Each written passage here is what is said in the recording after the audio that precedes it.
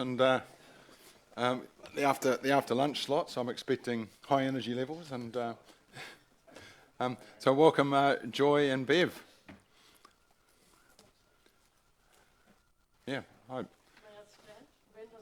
Oh, we just need to turn the microphone on, just to the right hand button. Ross will do it for you. And just leave it on while you talk. Right. Is that any better? Yes, it is. That's great. Thanks, Joy. Okay, Bev, come and be my support. Do we begin? Okay, Your Worship, councillors, staff, accountants. I'm speaking on behalf of the Wanganui Floral Art Group submission, asking for the hanging baskets in Victoria Avenue to be retained, in case you haven't read the submission. My name is Joy McGregor, and I've been part of that group for quite a few years. In fact, I probably know many of you through my flower work. All of our members would agree that the reason we meet and work together is for the love of flowers. So there's no way we could let this submission, this prospect of removing the baskets, go unchallenged. And apologies that I'm reading it, but I know the time will race through. But also, the majority of our ratepayers, the majority of our members are ratepayers, and they understand the need to balance budgets. We also understand the difference between nice to have and necessary to have. And I want to tell you why I think the baskets are not only nice, but also necessary. Many of you will have been enchanted by the quaint villages and towns in parts of the British Isles and Europe where colourful pots and baskets of flowers adorn the pubs and municipal buildings. I'll bet you have photographs capturing the beauty. I know I have. I remember how exciting it was several years ago when a Wanganui woman, Diana Wynne, initiated the hanging baskets in Wanganui. And this inspired many other towns to follow suit. So many visitors to our city have been equally enchanted by them, and they are often the first things people comment on. A couple of quotes from websites, the AA Traveller. With paved footpaths, wrought iron lampposts, hanging flower baskets, and an eclectic mix of heritage architecture ranging from the early 19th century through to the unmistakable style of Art Deco, Victoria Avenue, Wanganui's main street, makes for a scenic setting for an easy stroll to discover the heritage of the area. This is for prospective tourists, as you know. Discover Wanganui, New Zealand website, which describes itself as the official Instagram site for all things Wanganui, states, Wanganui's collection of heritage architecture makes our downtown pretty special, and the flower baskets Main Street Wanganui hang off our light posts are the perfect finishing touch. If the baskets are removed, lots of websites and brochures are going to have to be changed. There'll be a lot of disappointed and disillusioned tourists. One of our unique attractions will have gone. Does the city not want to attract the tourist dollar? Paul Brooks wrote an article in Midweek in March 2018, which stated, Wanganui's signature hanging baskets in the CBD are an essential part of the look of the town. He quoted a worker, it brings life and colour into the community and gives the impression of vibrancy. You always get comments from visitors. Paul's article was about the contract for providing the baskets being taken over by Calyx Nurseries in Wanganui after the original suppliers, Bristol's, also of Wanganui, had to retire from creating the baskets. At that time, in 2018, 1,000 baskets were hung in the CBD. I'm told that Calyx Nurseries lost the contract about 4 to 5 years later when it was awarded to a nursery in Havelock North. I do question why Main Street, whose expressed policy is shop local, decided to contract out of Wanganui when there are skilled local growers available. I also understand that transport costs from Havelock North for the now only 300 baskets are equal to the cost of providing the baskets themselves. Many people have also commented that since the infrastructure for watering baskets is now in place, this would be wasted if the baskets are taken away. Maintenance is probably the largest cost, and I can talk about that later with assistance maybe. The prospect of Whanganui without the hanging baskets is depressing. It would seem that we had lost pride in our appearance, like a woman going out without her makeup. And also make a mockery of all the dollars we spend on strengthening and refurbishing our beautiful old buildings. Whanganui is renowned for its horticultural endeavours, for its garden of national significance at Paloma, for Matthew's Roses, the Whanganui in Bloom festivals, the Basin Botanical Gardens, and the James McGregor Kauai Park, to name but a few. Let's honour our forebears by showing pride in our town and keep the hanging baskets blooming. Thank you. Wonderful. Thank you, Joy. I've got a question from Councillor Rob. Yeah. Thank you, Joy. There was difficulty in finding a local supplier, and that's how they went to Hawke's Bay. But what comment have you got to make about the quality of the baskets that you see there today in most recent times? Well, good comment, because I think of the last couple of years, certainly this year, they've been fairly non-existent, not very impressive. I haven't been inspired by them, and I don't know that anybody else has been. And maybe it's transporting flowers all the way from Hawke's Bay. I don't know. No, I can't. I don't know what the nursery there is like, but we do have talented growers here, and I know that people would be. So you said you were going to make a comment about the maintenance? Oh yeah, well, if a basket, I've got hanging baskets at home and I don't weed them, so the maintenance would be watering. I understand that there was, that the watering system, which I believe was donated or sponsored at the very beginning, is still there. So some of the baskets don't have the system, which could be fixed locally, I'm sure, I've been told, with lengths of alkathene and whatever, but that was not professional as required by council standards, and to me that's not sensible. If we can have a thing of beauty, I don't know how many consultants have to be required to decide whether... Right, thank you. Councillor Ross. Yeah. Thank you. I love the phrase, nice but necessary. Thank you for that phrase. If we were looking at options to retain the baskets, either same number or fewer, for many years it was summer only, and then winter baskets were put in. Where would you sit if we came back with an option to retain the baskets, fewer but in summer only? Is that palatable to you? Yes, I can't see why not. Gardens are seasonal. I would think even more baskets we could do if we could do them more cheaply and not with the transport costs, presumably. And for summer? And for summer, yeah, Okay. we'd go with that. Okay. Great. Look, Okay. Thank you very much. I think we've got all your questions answered. You must have done a very good submission. So, and you've obviously written something as well from Val Bartram. So thank you to her as well. Yeah, well, thank you very much, All right. everybody, for listening. Thank you. All right. Fantastic. So next we have Robert Baxter.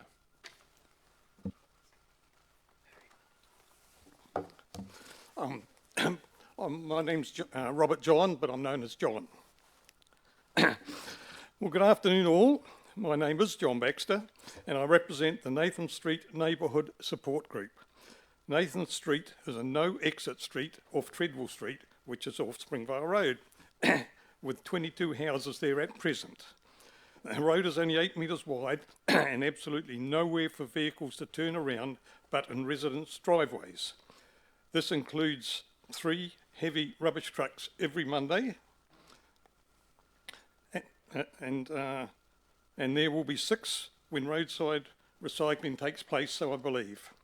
They must do a difficult multi-point turn, which at present is a 5-point turn for these big trucks, with about 12 tonne on the front axle when they're loaded, which absolutely tears up the road.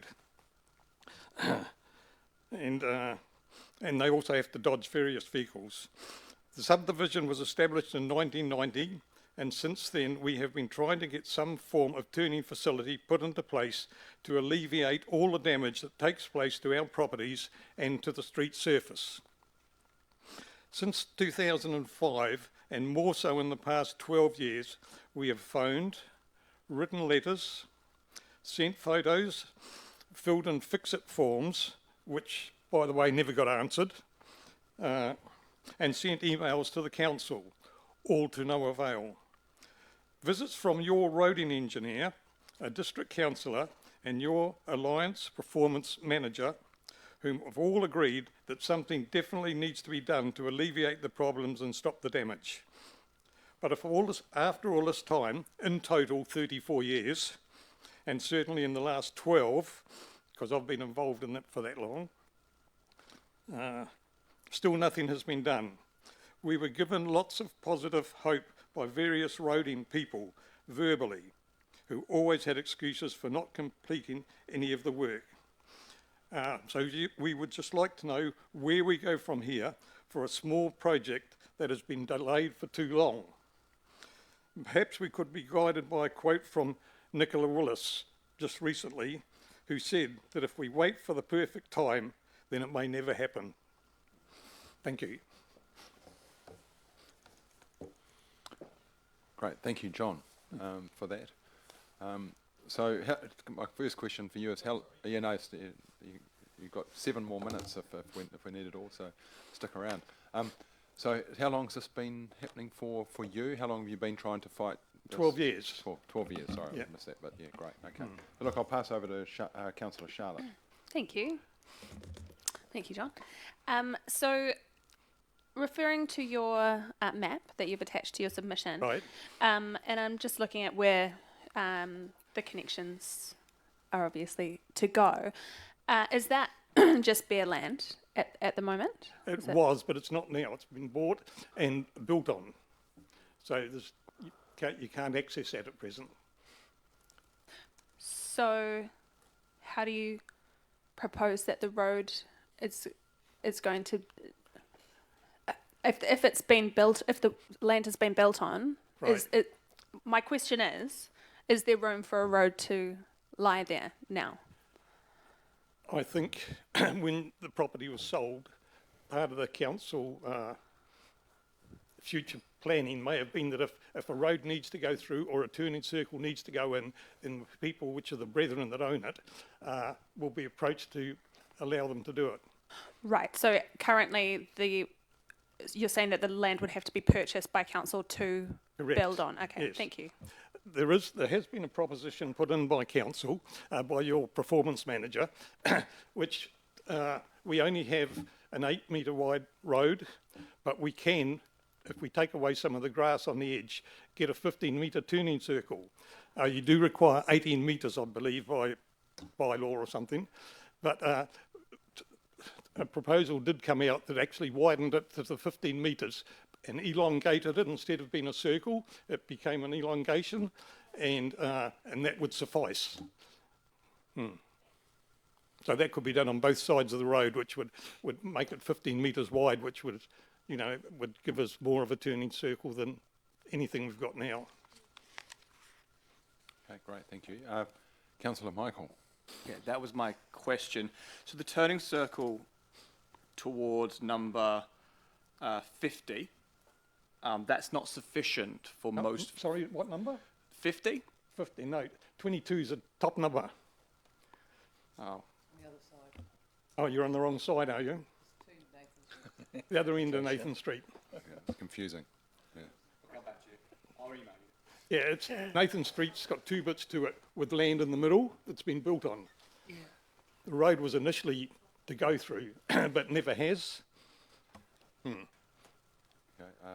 Councillor Ross. Yeah, thank you. This is probably an operational question, not for me, but I'll ask it anyway. When you said that there was a proposal, when was that and where's it sitting? If council made a proposal to you, how's that travelling? When was that travelling? Unfortunately, it was put to one lady who is going to be most affected by it. And she's a lady that puts a piece of orange tape and a cone in her drive every Monday morning to stop the trucks going in there, which is absolutely necessary because she just spent $6,000 putting paving stones down. And unfortunately, I think she didn't want it done, but that was because not only had she just lost her husband, but she'd also lost a mother. So she wasn't in a good place, and and so she didn't want anything to happen. But we've been and talked it over with her, and she'd be quite happy to accept that proposal now. It was one put through by your Alliance Performance Manager. He arranged it and had a different course of approach. It may be in place by now. Deputy Mayor Hallam. Oh, thank you very much. So from what I'm understanding, you've already got rubbish trucks go down there, which somehow have to manoeuvre. Now you're going to get, there'll be recycling trucks or to be Correct. another, so it's just compounding. Yes. Yeah. The problem with the rubbish trucks now is they're actually 8 metres long and our street is 8 metres wide. So it takes them a 5-point turn to even turn around. If they don't do that, they have to drive down one way, then go out of the street and then back down the other way to get to the right side of the road for them to pick up the rubbish. So it really is a big problem. Thank you very much. There are no further questions, John, so thank you very much for bringing that to us. Thank you. Yeah. All right, we've got a T.R. Harris.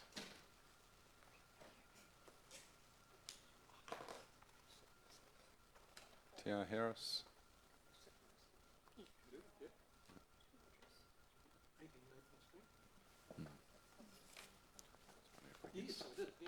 Someone else. Jim Ennis is not.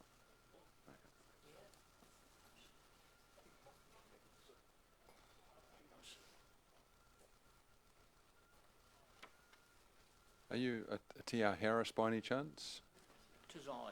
It is you, great. So your time has actually started. So started right now. Yeah. So you're not late. We're just started a bit early.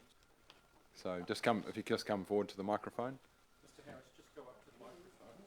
Yeah, is this it here? Yeah. It's it. It's already on, ready to because go. I'm So half blind and deaf too, so yeah, it's all right. yeah, it's fine.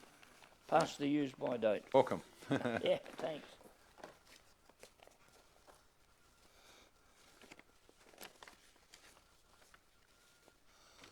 Am I saying something or? Yep. No, you're on. Yes. Yeah, my submission is about Corn Market. Like I stated, 1955, 56, I was a butcher boy on the corner there where there used to be a farmer's meat. There were two houses then in Dublin Street, one around the corner.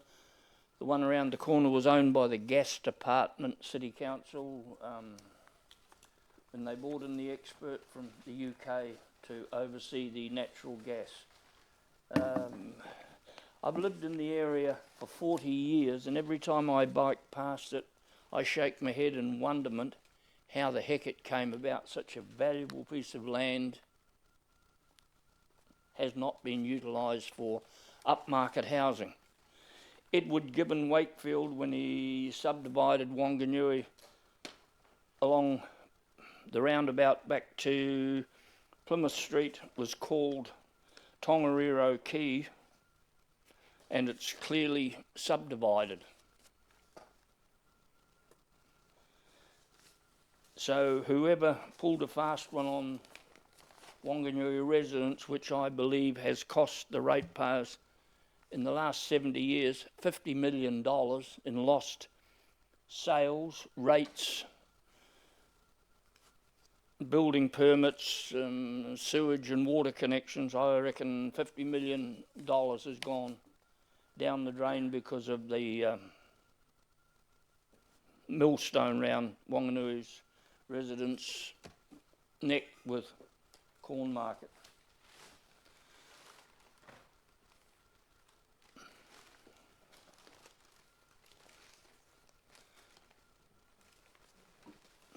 Is that the finish of Yep, your... yep. Oh, great, yep, okay, yep, no, that's thank the you. broad. Perfect. Surely some of the big developers could be enticed to me it's perfect for a gated community upmarket, you know, properly resurveyed and architecturally designed upmarket houses. You know, each section would be worth 150,000, so I estimate there could be anywhere between 30 and 50 sections in that block of land. Okay, great. No, thank you. I've got a question for you. How do we as a community balance green space versus further housing? If you've got good eyesight, just look across the river. Kowai Park would more than meet all the criteria for the whole of Wanganui, I believe. Sure. Great, thank you. Councillor Charlotte. So I just wanted to get some clarification that your submission today is suggesting that we rezone and develop reserve land known as Cornmarket. I believe it is already residential according to Edward Gibbon Wakefield's surveys, madam.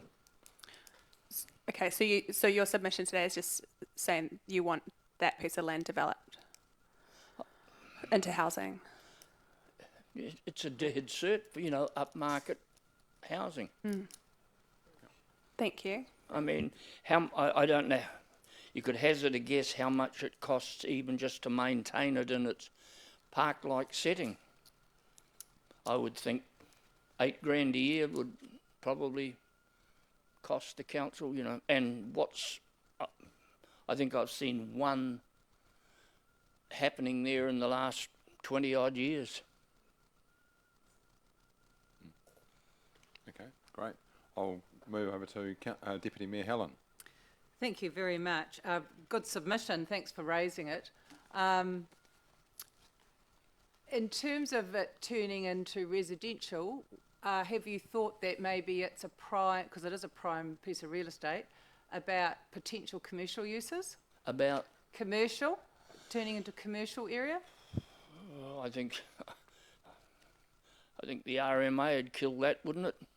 I mean, it used to have shops all round either side of that before they enlarged the roundabout, according to a friend of mine that lived there 80 years ago. But like I say, when I was a butcher boy, there were houses along Dublin Street, Pitt Street. They demolished houses to facilitate a woman's bowling green and croquet. Yeah. So it was originally residential, whether it's been rezoned, whatever. Okay. Thank you. Excellent. All right, thank you. Councillor Philippa. Yeah, thank you.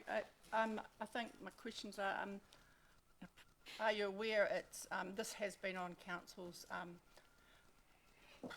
asset list or for possible sale previously, but I'm pretty sure I'll ask the question that are you aware? I think it's under NZTA designation because of the Dublin Street Bridge and any changes there. So I'm pretty sure that you'll find that it's got some issues around, for the New Zealand Transport Authority, Waka Kotahi, because Can you of just where it is. just the question, is that Yep, right? yep. No, I'm not aware of that. Yeah. Sorry, madam. It's way, way above me. To me, it Pretty sure it's. comes up with one of the things to mind that the Prime Minister said, dumb things that council do. Sorry, but that to me, it comes under that category. Okay, great. Thank you very much for coming in. Thank All you. right. So next we have Jim Ennis. Thank you. Thank you. Yeah. Welcome, Jim. Thank you, Councillor. And it's the right-hand button on there. If you could speak on directly into the mic, just a warning for everyone. There's apparently some sound issues, so if we could just make sure that you speak directly into the microphones. Thank you. Does this need to go on? Yeah, just the right-hand button. There you go. You're onto it. If you could just speak closely to it, it'd be great. Right, thank you, councillors. I've got 3 areas and I'll cover the easy ones first. and then go on to the more complicated one, the Opera House. One is the Paikatori suggested raised pedestrian crossing. My background, and that's probably important for you, I am a civil engineer, a fellow of the Engineers New Zealand, and I worked for this council for 45 years. I ended up being the manager of Professional Engineering Services, which was sold to Opus as a going concern, and I spent the last few years as a senior manager with Opus before I retired. So that's my background as far as that's concerned. I'll cover it a bit more as far as the Opera House is concerned. I opposed to Plantains 21, which dropped the status of Taupo Key from an arterial road down. I maintain that the City Bridge is a significant traffic generator and that Taupo Key onto the parade and onto Aramo is an ideal arterial for heavy vehicles because of the lack of houses on one side and also the nature of the road itself. And I think the raised pedestrian crossing, I work at the tram quite often, creates a lot of noise with trucks going over it and is quite frankly a wear item for trucks and cars. I think we should think about that amount of wear that goes into those vehicles just going over those crossings. I'm appalled at the suddenness of the new raised crossings at Guyton Street and as you'll know, not St Hill, the other Wexford, because they're just too sudden and too violent. Personally, we spent a lot of time designing the, incidentally, I see that 7 minutes, I haven't been 7 minutes. Thank you. 7 minutes left overall. That includes question time as well. Thank you. So basically, I'm opposing that that particular installation for those reasons. Secondly, repertory theatre. I think the really important thing with repertory is that the council's not spending money maintaining it. It's a responsibility for the future, maybe, but getting rid of it means that you virtually get rid of Repertory Society as well, and I think that's important. There's been some comments that, oh, they could go to the Opera House at a cheaper rate. A large theatre, seats 800, is not an option for a small operation like Repertory. The people would be lost in the building and they just wouldn't come. And also, you realise that royalties paid to people you're hiring the equipment or the plays and what have you off, those royalties are based on the size of the theatre they're in. So the cost would go up significantly. And I think really the submission I put in is that the council should sell the building to Repertory and should also assist Repertory in obtaining funding and what have you to keep that building maintained. The earthquake strengthening doesn't need to happen for quite some time. Right, back to the Opera House. The fly floor and the structure around it, which was removed, I think was unnecessary. And I say that with something like 50 years experience in that theatre, and I have flown many, many heavy loads on the existing thing, including flying people. And the rope fly floor, which is one of the only theatres left in New Zealand, or was, with ropes, is quite capable of taking extremely heavy loads, provided the people operating it are trained, and they always were. And I personally helped the latest technician, Fergus Reid, to assess the level of incoming shows, the weight of their lighting bars, and adjust them accordingly. There has not been a failure of that system, either the beams or the blocks or the ropes themselves. The ropes were inspected on a regular basis and they were capable of carrying a significant load, and in fact they've been there without failure. And I think common sense would tell you if they were so bad that they had to be ripped out as quickly as they were, then why wasn't there a failure previously? So that's my comment about that. I would support option 3 because the problem with the current theatre is that some of the big cloths, like the Russian ballet, are quite difficult to fly because they're fairly long. We've always succeeded in doing it, and to put in a counterweight system, the counterweight has to travel the same distance as the cloth. And the shape of the theatre like that means that the eaves where the counterweight would be are significantly reduced, and that's one of the reasons why we've not put counterweights in. Also, if they come right down to floor level as they would, the theatre is narrow, and therefore they are a restriction on the theatre stage itself.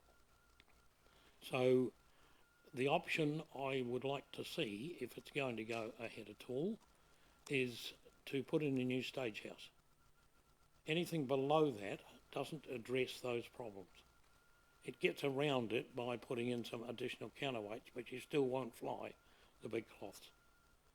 Now, that probably is enough said, I think, and I recommended him, and I don't know whether it was my recommendation, but Phil Conroy is one of the leading lights in theatre technology and architecture in New Zealand. And I have a tremendous amount of respect for Phil and also for his father, Wilf, who I worked with painting cloths, etc. I am concerned that some of the things that I've seen go on have shown a lack of experience. And quite frankly, I have serious concerns about the present management. After all of the fly floor was removed, I helped Amdram with Phantom, the rigging, and was extremely concerned at some of the issues that were going on there, which I considered health and safety wise. Now I can detail them for you if you like, but I raised those concerns and was told by the staff, and I would question the experience of those staff, to butt out. The next day I got a letter from the CEO trespassing me for 2 years from the Opera House, and he refuses to talk to me. Now, from my point of view, I believe I've been denied natural justice. I've not been able to put my side of the situation at all, and I was only concerned and expressing the concern of the fly floor crew about health and safety. Just to give you an example, and you might think it's a small thing, they were laying a cable across the exit way during the show. Now, if you look at theatres all around the world, you'll find that one of the biggest problems is trip hazards. And particularly in evacuation situations where the crew trying to get out in a hurry, human cast, and they had a cable across the floor during the show. Have that back exit, which is the busiest exit. Now, I raised the issue, safe should be over the top, and got told I didn't know what I was talking about, I should back out. Now, personally, I am concerned that I was denied the running the lighting for the previous opera, not the last opera production, but the previous one, and I don't know why. I think maybe Dana Burnett had taken a dislike to me, but that was not the wish of the client. Excuse me, Jim. Yeah. Jim, I really appreciate that you have got some grievances. You know, we have to protect our staff, so it's really, can I please ask you not to refer to people's names? Okay, These are fine. people who have to work in the environment. And can I just also say, you know, the CEO, that's his job to run the council as he sees fit. This is an operational issue around who he decides to employ or not, and I'm sure he's well aware of the situation. But I do appreciate you feel personally aggrieved. I just want, you know, just temper it in those terms, please. No, don't mention personal names. Well, Thank you. that's one area. I've only told you Okay, look, because it's so- important about So- what I Sorry, Jim. Sorry, thank you, Helen. I should have picked up on that. I was listening to what you've said, so thank you. But look, your time is up, I'm afraid, Jim. There was 5 minutes for presentation and 5 minutes for questions, but you've used up all that time. So just want to say thank you for coming in. Can I just make No, one no, com- sorry, the time is up, I'm afraid. So thank you. Yeah. We need to be fair on everyone else because they've come. We need to start on time. All right. So we call upon Fred Fredericks next. Thank you, Fred.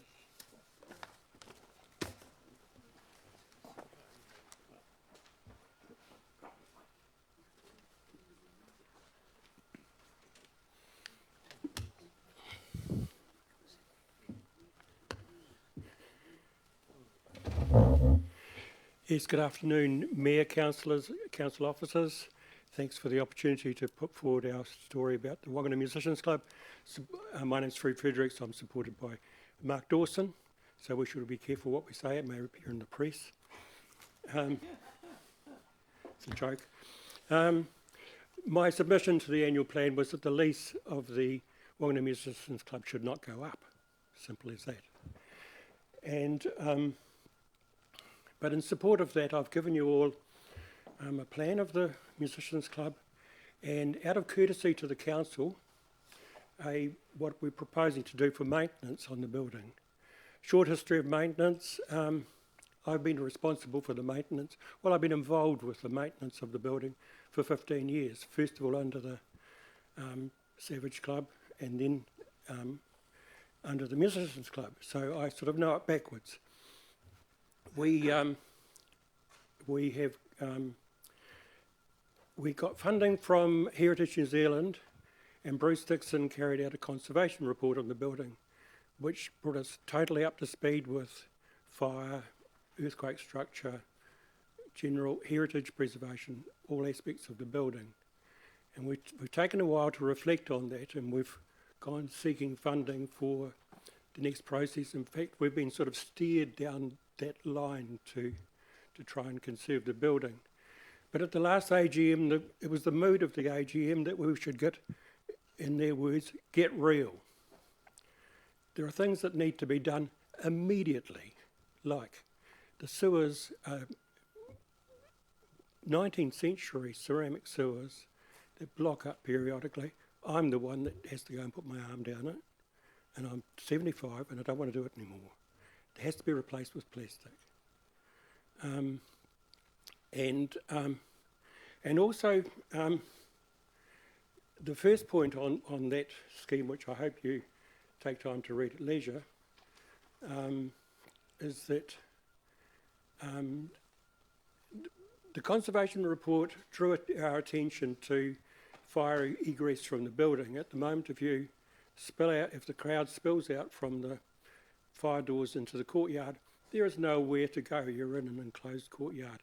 And the fire engineer suggested demolishing the Skyline garage that's currently being used by the Dahlia Society. We've offered the Dahlia Society the use of a shed on the other end of the building to store their vases for their annual Dahlia show.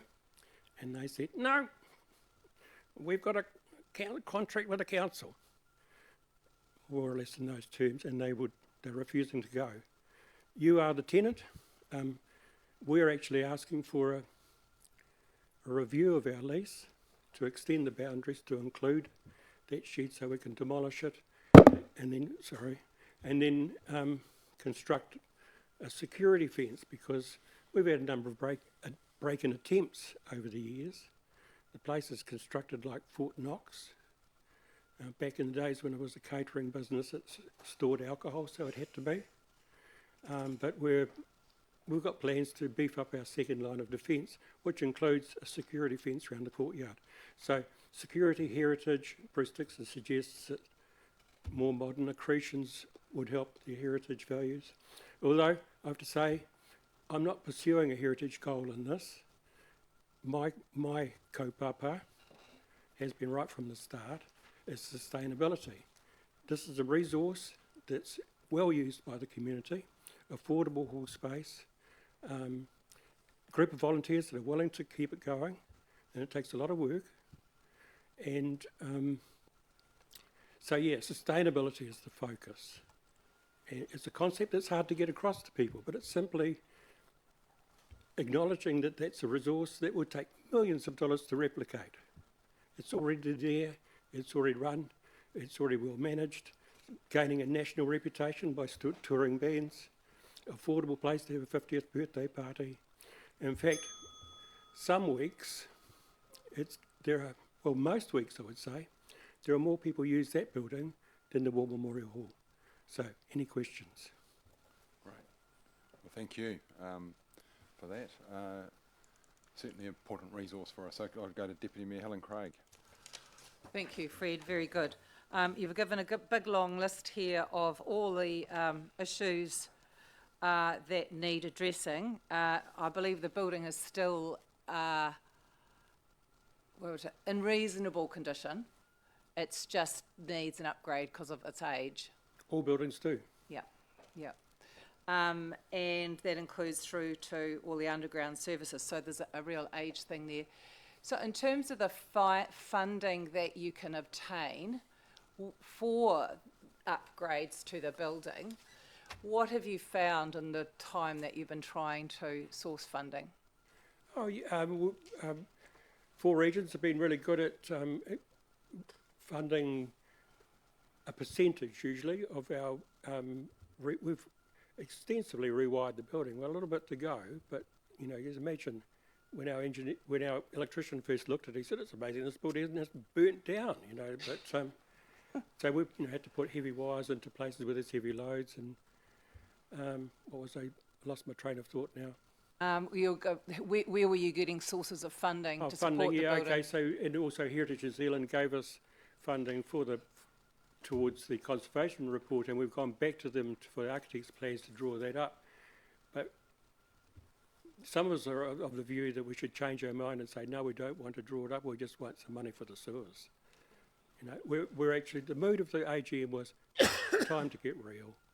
The building needs to have certain things done, and you tend to get pushed into areas where you're spending money on paper, where you could be spending money on sewer pipes. Yeah. So you think that you'll be able to raise the funding for your no sewer problem. pipes? Yeah. I've put in there that we need to work out in conjunction with the Whanganui District Council where the pipes are to be laid and the plans of it all, including the stormwater, because there's all sorts of issues there. And I've also made a note about have some agreement about who pays for what. But yeah, we're willing to go and do the fundraising. And in fact, we've got Murray Lazelle, who will be appearing later today, is quite capable of doing that sort of thing. That's very good. I thought I heard at the very beginning you mentioned something about you were looking for council to reduce the lease cost, or is that around just that? No, the two things, Helen, were don't put our lease up because in recognition of the service that we're providing to the community, and also that we need to change the lease area to include that Skyline garage so that Daily Society can be more helpful about the fire egress issues that we're facing. Yeah, Good idea. Thank you very much. that's all. Councillor Robb. Yeah, thanks, Fred.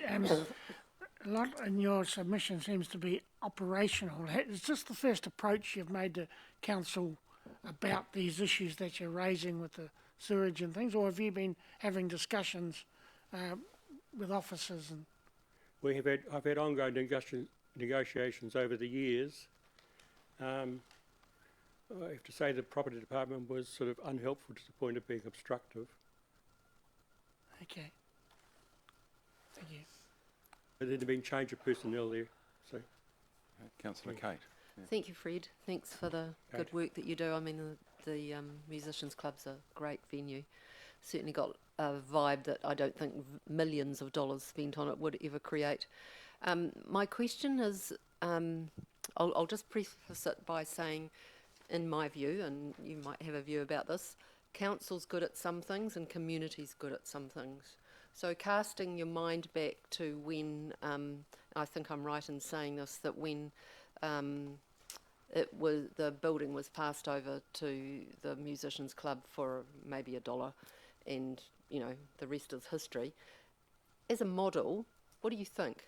What do you think? Do you think it's worked well for the Musicians Club and for that venue, or would it be better to be owned and run by council? that's a good question, Kate. Me personally, I think it is a good model. I hear from feedback that we're held up as a good model by council officers and councillors themselves. That said, it's not, the council shouldn't be totally hands off as well. It's in the council's interest and the community's interest that we, that we sort things out with the Dahlia Society, etc. Cool. Thank you very much. Thank you, Kate. Right, well, thank you both very much. So very good timing. Just, Thank you. Good luck. all right. So call upon Ian Moore.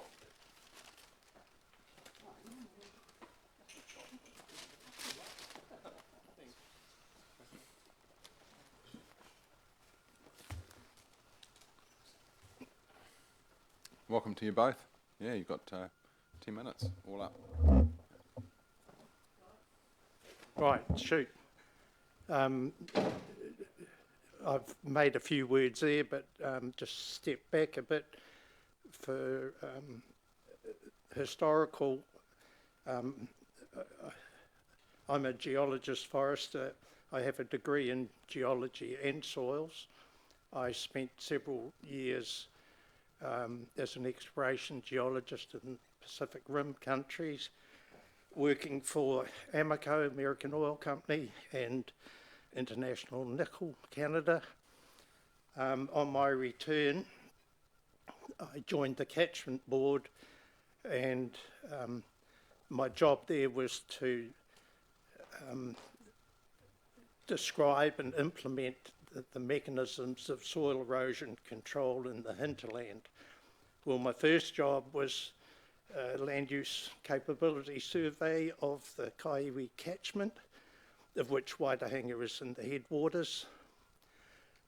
Shortly thereafter, I was the one that delineated Wanganui's underground water resources over a number of years.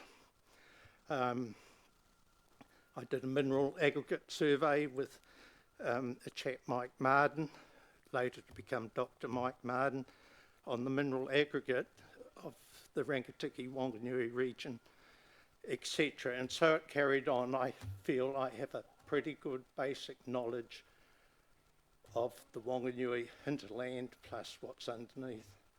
And I was the geologist on the Westmere water supply hole, so I've got a pretty good grasp, I think, of Wanganui's geology. I've had the privilege over the years to take the erosion control to the healing of the land and plant forestry, etc. As part of that, we were at Waitahanga. I've been there for 40 years. I got to know it very well, wearing my geology hat as well. You have a wonderful resource there. It's proven. There's obviously a bit of concern that I see you want to spend 103,000 when I think the information's known.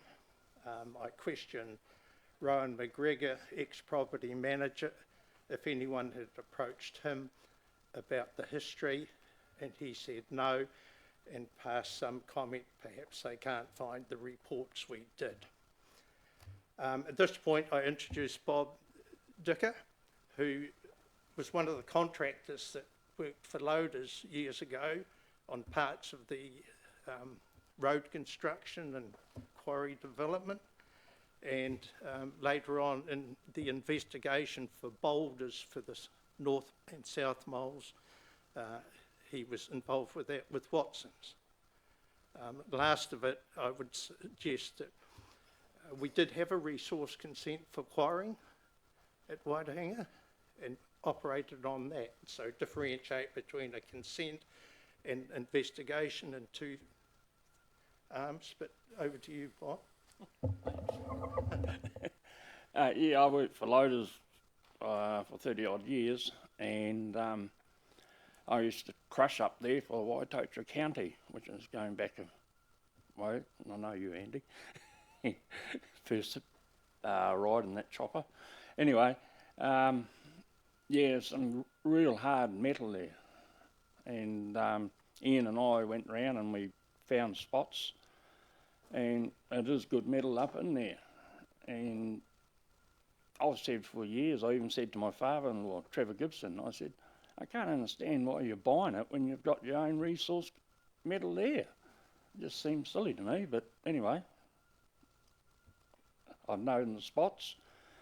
There was some rock that we got out for the port down here, and there was some big rock there, and I drove a 40-ton digger, and we had a rock breaker on it, and it just jumped around on it. Wouldn't even look at it.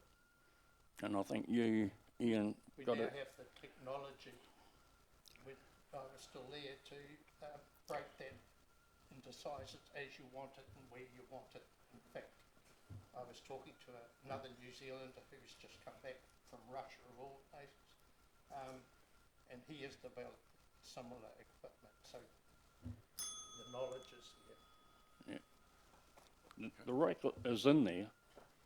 You know, you just got to knock a few trees down and it's all yours. Awesome. Okay, the finish of your presentation. We've got time for questions. Happy with that? Yeah. Okay. Great. I'll pass over to Councillor Rob for Thank his you. question. Yes, I've heard what you've said before, and I concur. Since Loaders pulled out a few years ago, Yep. can you just tell us when that was, and has there been any abstraction of the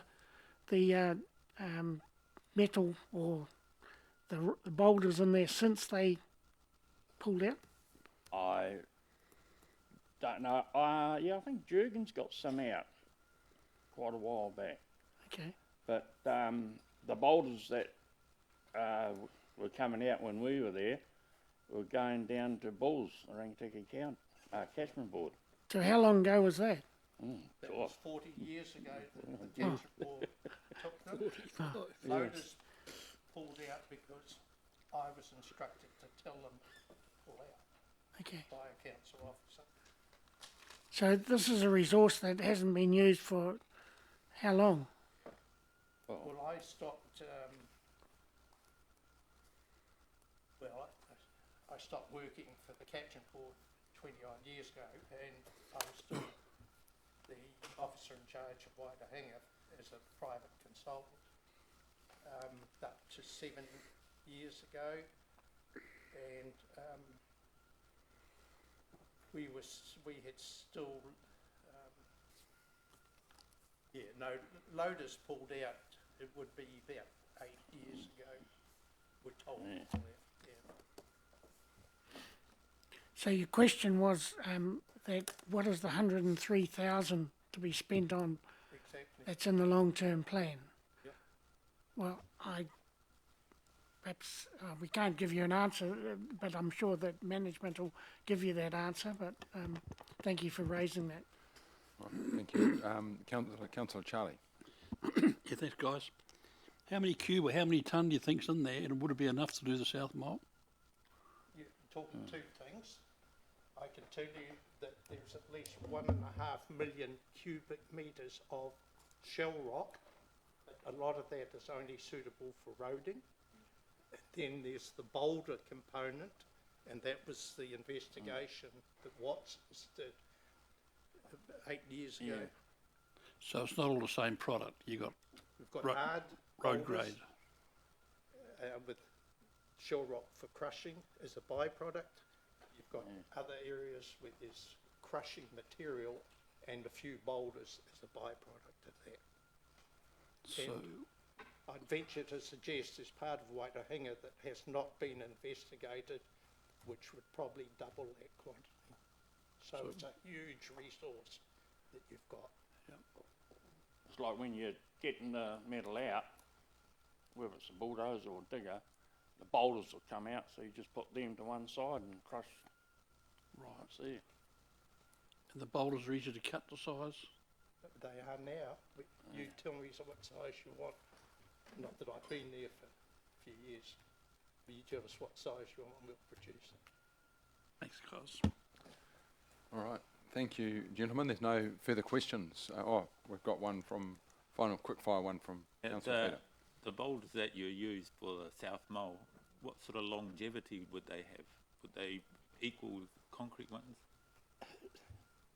The original boulders came from Kawaiki. I have done investigations of that. They were put in over 120 years ago. They haven't even deteriorated. The quality of the boulders from Waitahanga are exactly the same quality. It's the same strata, and they'd last Another as good- long as, if not longer than concrete. Cool. Thank you. All right, thank you very much. It's time, so appreciate your time coming in, making the effort with that submission. All right, thank you. All right. So welcome, Tatiana. Is it? Yeah, welcome. You've come down from Stratford, have you? Yeah, well, thanks for making the effort to come that far. Yeah.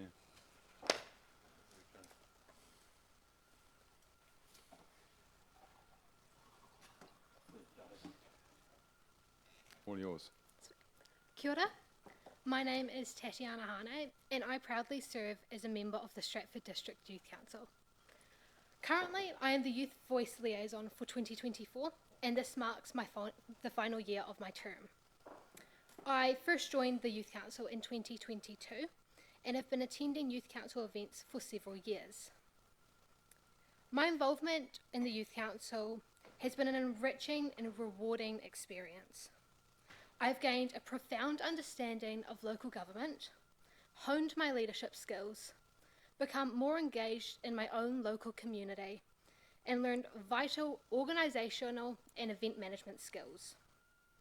During my tenure on the council, I have played an active role in organising several events, including pink discos with an emphasis on anti-bullying, colour runs, youth engagement projects, and other community-focused initiatives. As one of the 14 youth councillors, I can attest to the immense benefits of having a dedicated and engaged group of young people who are willing to do the mahi for the wider community. We strive to include and engage the community that we live in by collecting and voicing the unique perspectives of our local youth. Together as a council, we put a spotlight on our youth's ideas, talents, and wants and needs from the community. The Stratford District Youth Council, through the Stratford Council, has created a vital connection between the council and the youth, removing a blind spot that otherwise the council would not be able to see into, and enabling us to enjoy our own community. Our council opens up pathways, projects, and solutions that may never have been considered otherwise. By disestablishing the Wanganui District Youth Council, the opportunities and benefits I mentioned both previously and in my written submission won't be available within your community. This decision is a missed opportunity, as it represents a failure to recognise the valuable contributions that young people can make, leading to a loss in youth engagement and silencing youth voices. Additionally, the closure signifies a loss of empowerment of young individuals within their own community, as it dismantles a platform for them to voice their concerns, advocate for their interests, and participate in decision-making processes. This lack of empowerment can have profound effects on the confidence and self-esteem of youth, diminishing their ability to shape their own futures and participate actively in their community. I would like to share a wakatoki with you today. Te pika o te muhuri, tera te tapu o te rako, which roughly translates to the way in which the sapling is nurtured determines how the tree will grow. The closure of the Wanganui District Youth Council can be likened to the neglect of a young sapling. Just in the way that the way in which a young sapling is nurtured can depend on its growth, the closure of the Youth Council represents a missed opportunity to nurture and empower your local youth. Without the nurturing and support provided by the Youth Council, the potential for the growth and development of innovative ideas within your community is stunted. I am passionate about the work we do on the council, and I'm happy to answer any questions and provide more information about our initiatives. Great. Well, thank you very much, Tatiana. I'll go over first of all to Councillor Josh. Yeah, thanks for your presentation and for travelling all this way to be with us this afternoon. Couple of questions. So, two of the problems that I see with our current youth council model was a lack of clarity of purpose and also a lack of council resourcing to support them. So, can you talk to us about how your youth council operates and also what kind of support you get from the Stratford District Council as well to do that? So our youth council, we have a maximum amount of 15 members. However, this year we have chosen to reduce that to 14. To get in, you have to apply. You submit an application process through an online application, and then you are led forward into the interview process. This year, our interviewers were our 2 co-chairs and myself. Through this, we then have a meeting to decide who we believe would best suit our interests, and through the application process, the possible members have to submit ideas that they think would benefit the community. So that's already looking at how they engage within their community.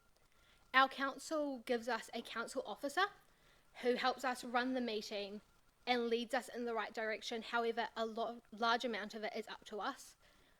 Part of the way we run is we are very, very focused on interacting with other youth organisations in our community. One of our big ones is Tutaki, which focuses on youth which might not be in the best place. So this makes sure that we are engaging with a wide variety of different youth and ensuring all needs are met. Our youth council members also are actively engaging in our community. So for instance, we have members in the cadet forces, in St. John's, in the Student Against Drunk Driving program. So it's all about picking our members to make sure they best represent what our community needs from us. Tiz, thank you. Sorry, is that right? Yeah, no, good. So we're getting the picture that you're very well networked, the Youth Council.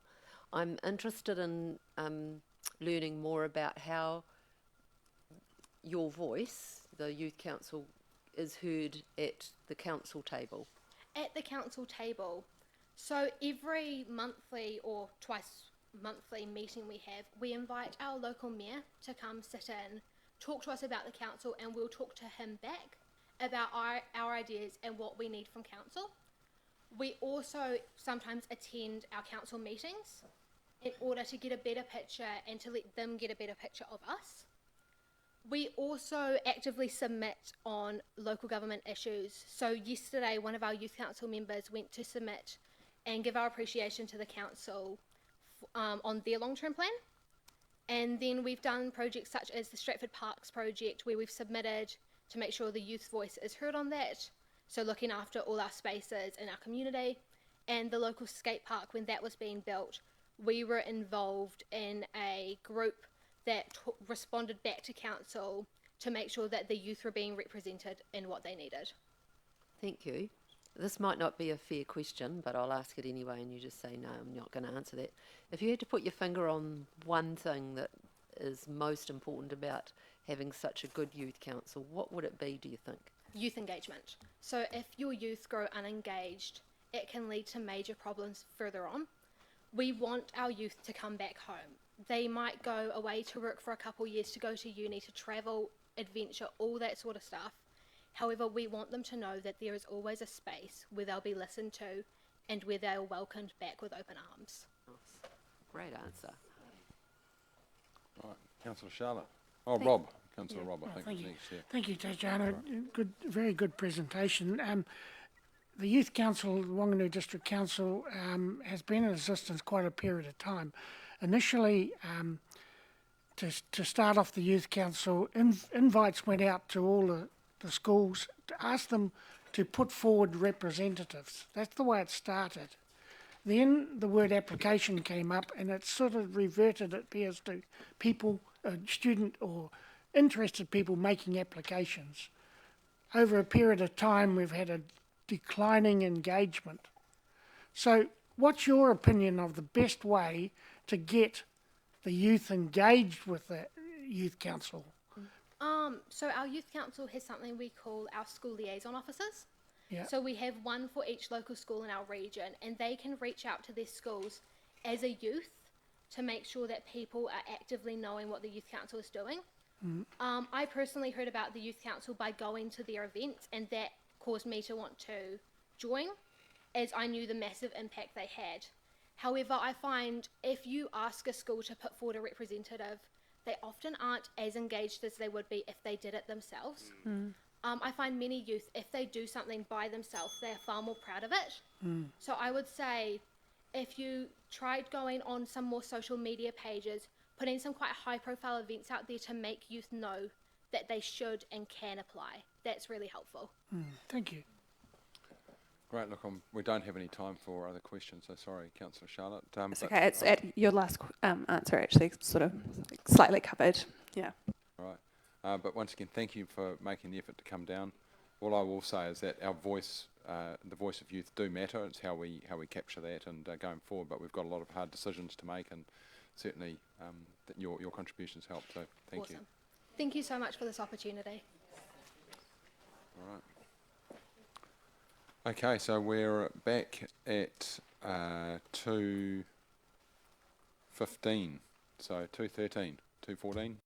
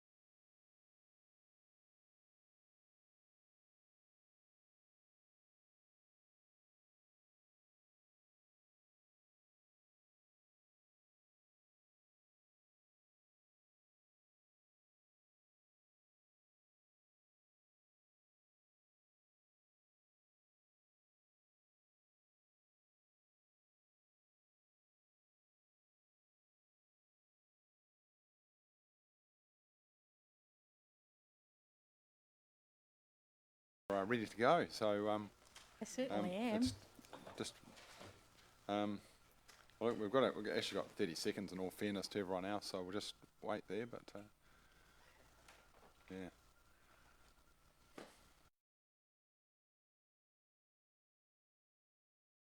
Get started. Thank you very much. Over to you. Tēnā koutou, ngā mema o te kaunihira. Ko rua pehu te maunga ko Wanganui te awa, ko te Ati Haunui a Paparangi te iwi, ko Ngāti Hau me Ngāti Korowatia oku hapu, ko Patia Riro me Paraweka oku marae, ko te Aroha McDonnell tōku ingoa. So the purpose of me being present in front of you all this afternoon is more about looking at the opportunity to speak verbally to my submission that I completed at the Hui at Putiki that was held in respect of and for the purpose of informing whānau about the long-term plan 2024 to 2034 publication document and encouraging our whānau to file the submission. I indicated on my submission that I am the Ngāti Hau representative to Te Runanga o Tamaupoko, and Te Runanga o Tamaupoko has a relationship agreement with the Wanganui District Council called Te Kaupapa Mana Wakahaere, and that document is a basis of a joint relationship between Wanganui District Council and Te Runanga o Tamaupoko through our Tamaupoko link meetings that are held 6 weekly. And there's an agreement for the link meetings to be held in the summer and the drier months of the year on the marae of Tamaupoko Tupuna Rohe, and in the colder winter months of the year Wanganui District Council host our link hui here. I did want to just speak a little bit about Te Runanga o Tamaupoko. Te Runanga o Tamaupoko is a tribal organisation. It's a mandated collective leadership of hapu from the middle section of the Wanganui River, and the primary role of our runanga is to promote hapu self-determination. The authority of the runanga is hapu-based, and decisions are made at formal hui, at marae, hapu and runanga level. As explained in the long-term plan publication, marae of Tamaupoko Tupuna Rohe have a rich heritage, centuries old, and they are the principal home bases for activities for our whānau for celebrations, memorials, tangihanga, wānanga, and more relevant to the council is the venue to host our Tamaupoko link meetings. And at our Tamaupoko Link Hui, it's an opportunity for the council and runanga as a collective to discuss relevant issues of the time. I did indicate in my written submission that I think that marae investment is supported because of the contribution that marae make to our local communities of the river. Each marae of Tamaupoko have a marae preparedness plan, which is in response to civil defence emergencies. And in a severe adverse climatic event, those preparedness plans are to make sure that our marae is able to host up to at least 80 whānau who may be stranded at the marae during that event. And our marae also have environmental plans, which is about implementing aspects of the environment of that surrounds our marae, our community, you could say.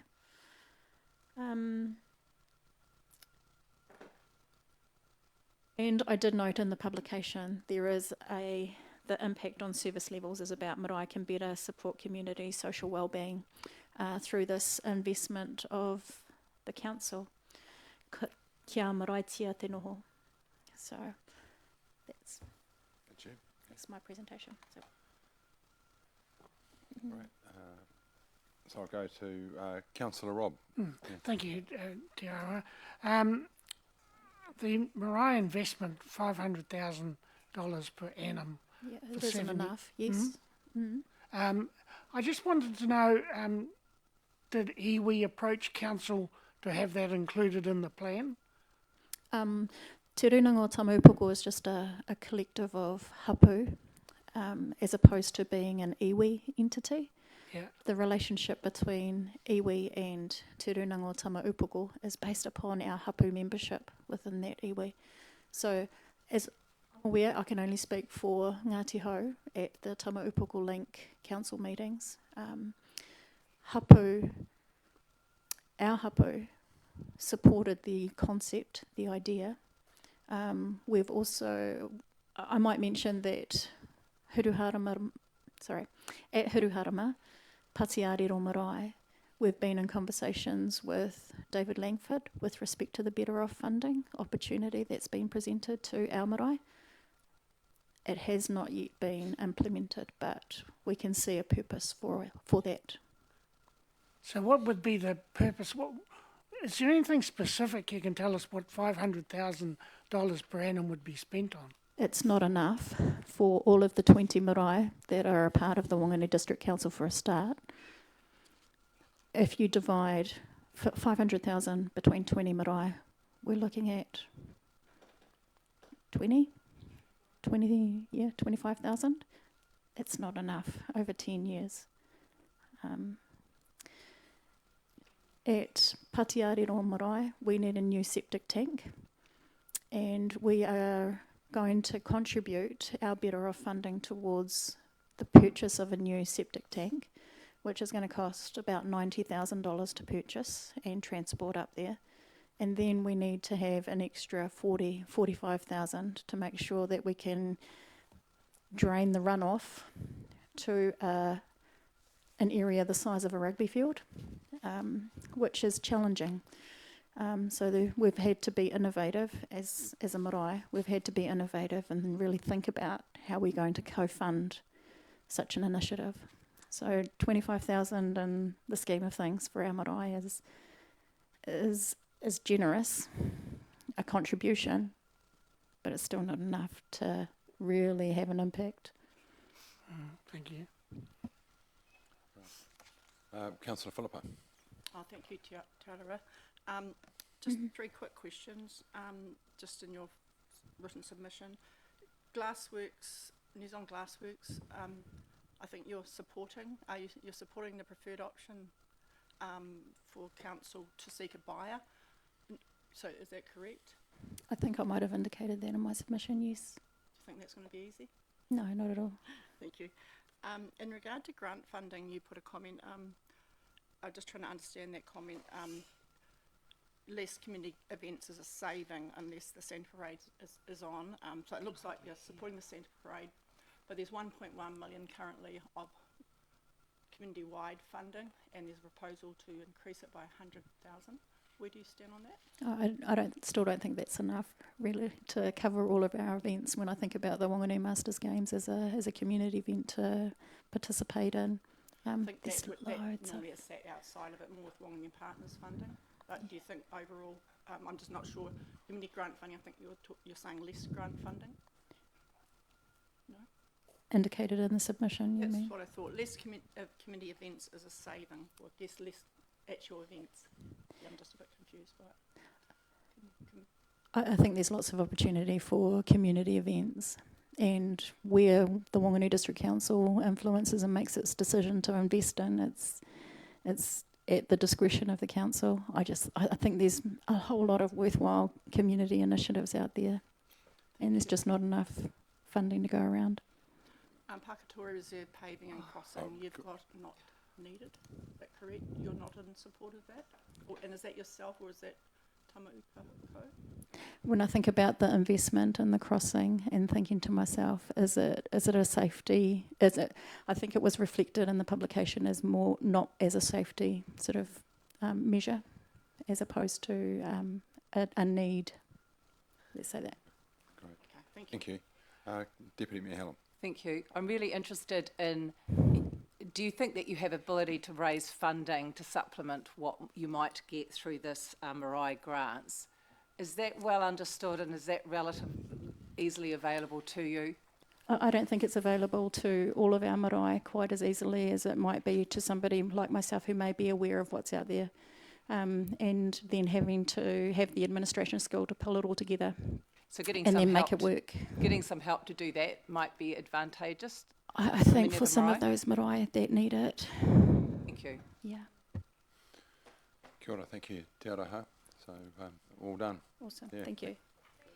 And can I just, before I've just got a bit of time, can I just remind councillors to speak directly into the microphone?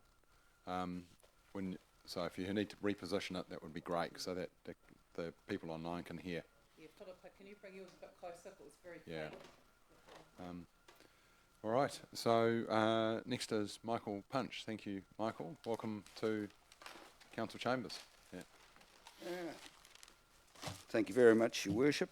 Just before I sit down, I'll just introduce myself and initially thank you, everybody here, for giving me the opportunity to throw in my penny's worth. And also I'd like to thank you all individually for sticking your heads above the parapets and becoming councillors that here. For myself, a bit of a brief introduction. I'm from a farming background in the Waimarino. I was up doing that for 35 odd years before shifting to Wanganui. Prior to attaining the age of 60, I decided it's time to get off that farm, and I moved down to the town here and to take up other opportunities. During that time up there, I did involved in various businesses as offshoots of the farming, and one of the things that's probably quite relevant is that I did 3 terms on the Waimarino Community Board, so I have an understanding of what you're all going through. I think that's pretty much everything that I've got from my introduction, so if I may, I'll sit down and speak from here to be more comfortable.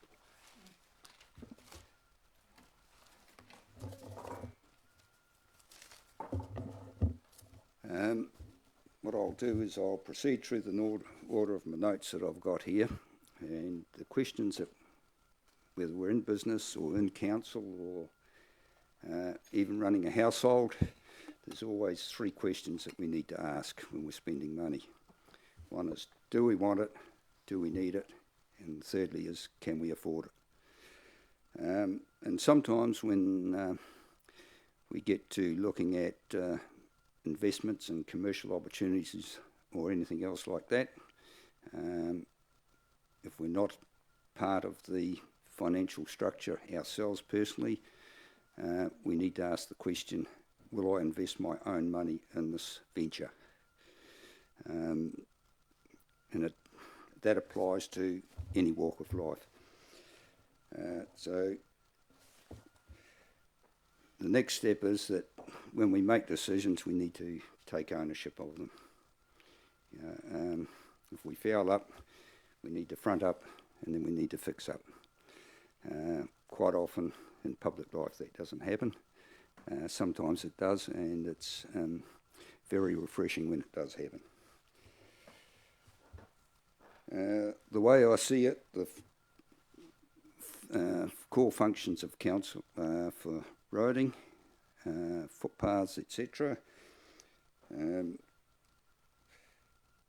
Essential services, water, sewerage, and public health, and to meet the immediate needs or the general needs of the citizens.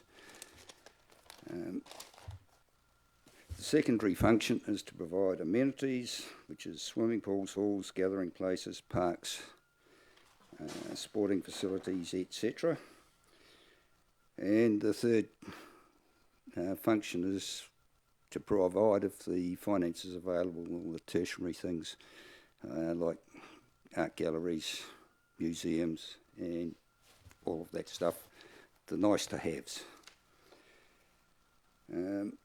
And fourthly, we need an effective administration, which is where you all come in. So to get on with further comments, I've gone through here just quick notes on some of the things that I'm sort of ambivalent on. One is the Wanganui East pool.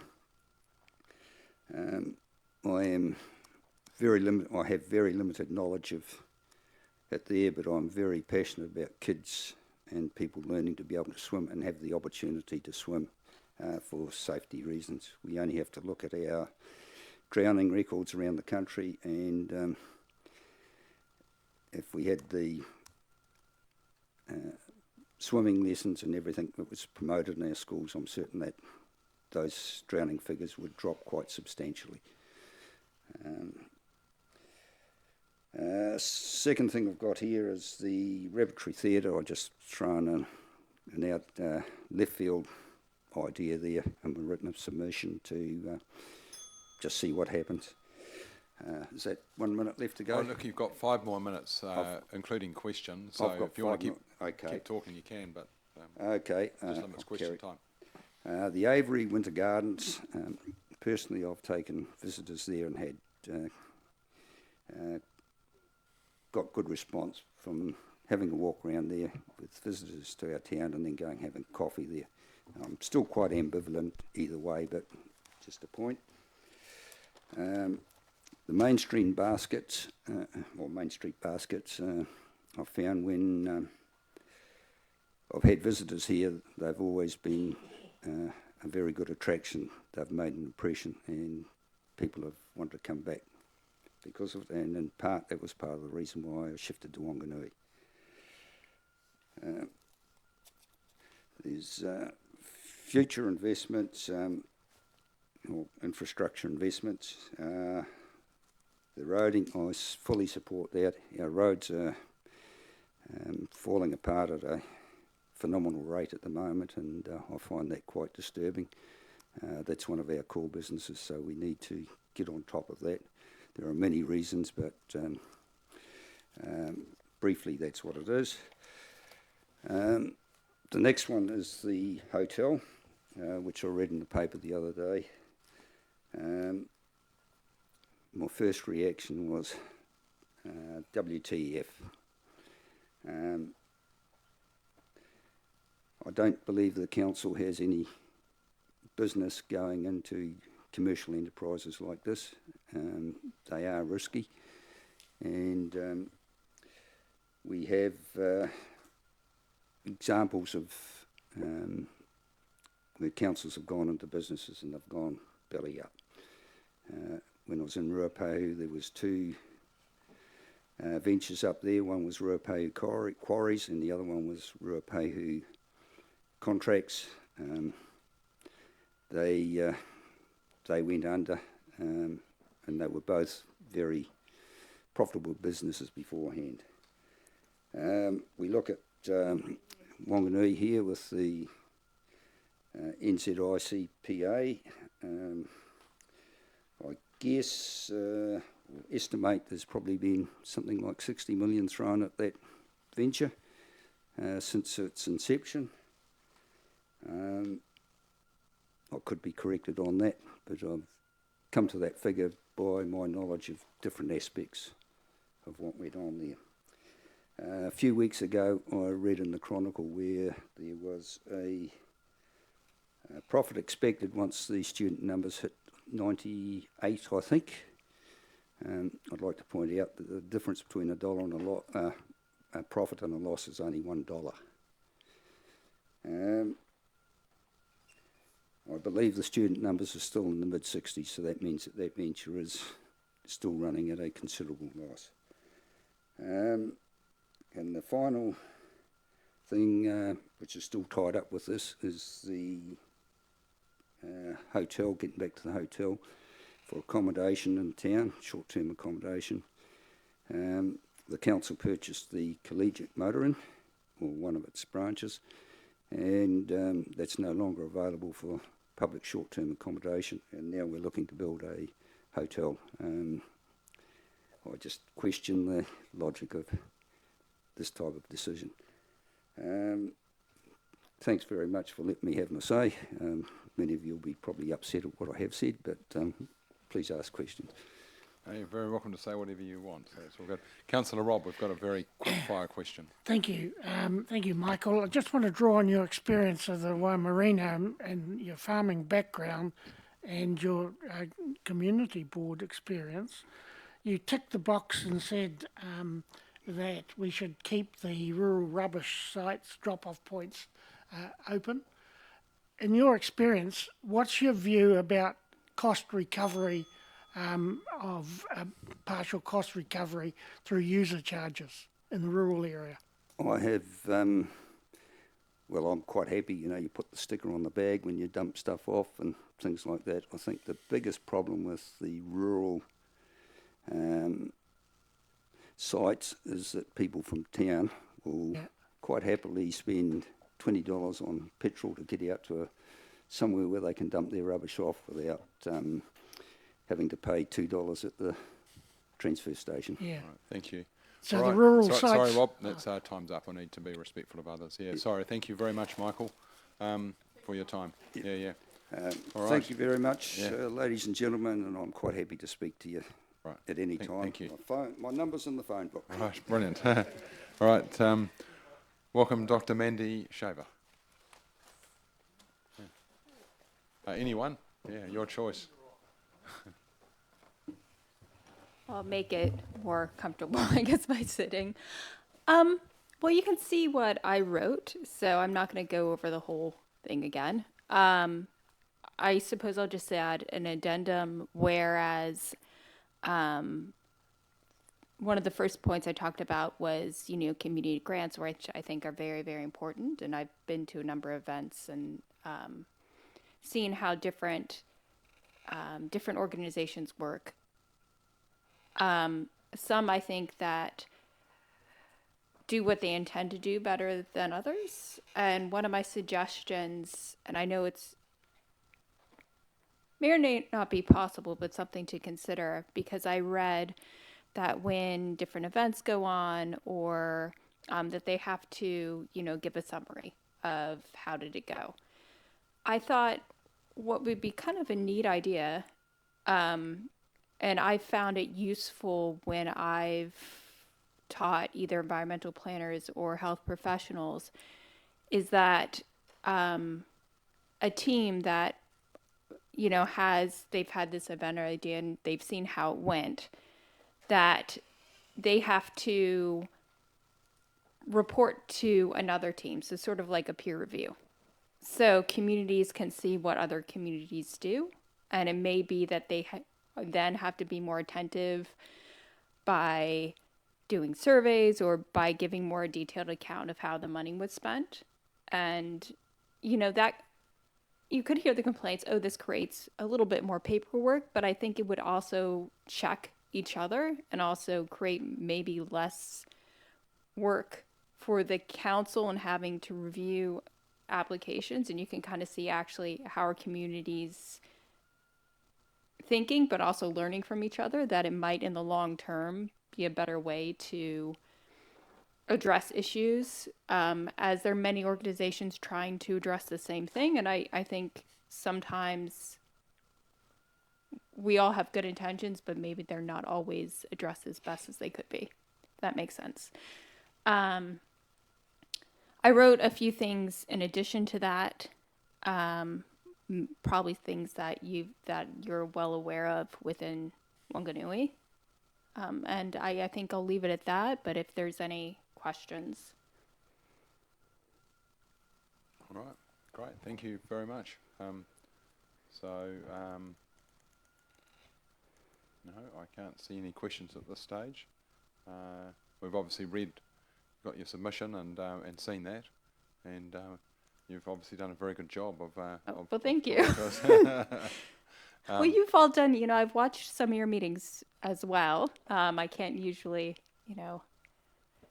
attend, but I quite like how you're trying to balance different interests, and I really see good communication, and it's much appreciated. I do see that work is being done, so yeah. Great. No, well, thank you for that feedback. Yeah, we are trying. Everything, that's what it is. It's you can't do everything perfectly. Yeah, and it's. I know we've had a few interactions before, so I appreciate your effort in our community as well. Oh, thank you. That's yeah. I think I could do a better job on that too, but trying. It's got high standards, so thank you. Yeah, right. All right. Well, have a great rest of the day. Oh, you too, and hope you'll have a good evening after this long day. Yeah. Thank yeah. you. Take care. All right. Okay. So next is Margaret Johnson. Welcome, Margaret.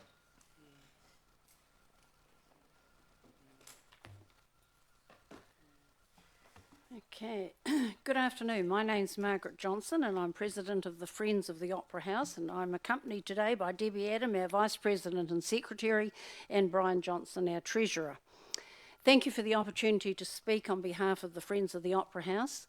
Having read the report in this morning's Chronicle covering architect Bruce Dixon's presentation yesterday, you will find that mine will be in a similar vein. Please excuse me for using my notes, but then I can be sure to cover all the important bits. Firstly, I must highlight that if it wasn't for the Friends of the Opera House, we would not have that beautiful theatre standing proud in this city today. Back in 1989, the Opera House was under threat of demolition by the council at that time. A public meeting was called, which generated significant public and business support.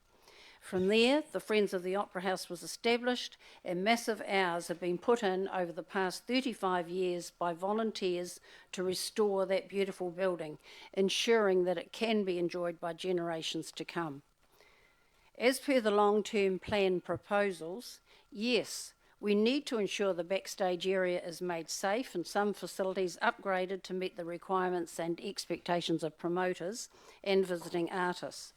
However, we do not want or need changes made to front of house.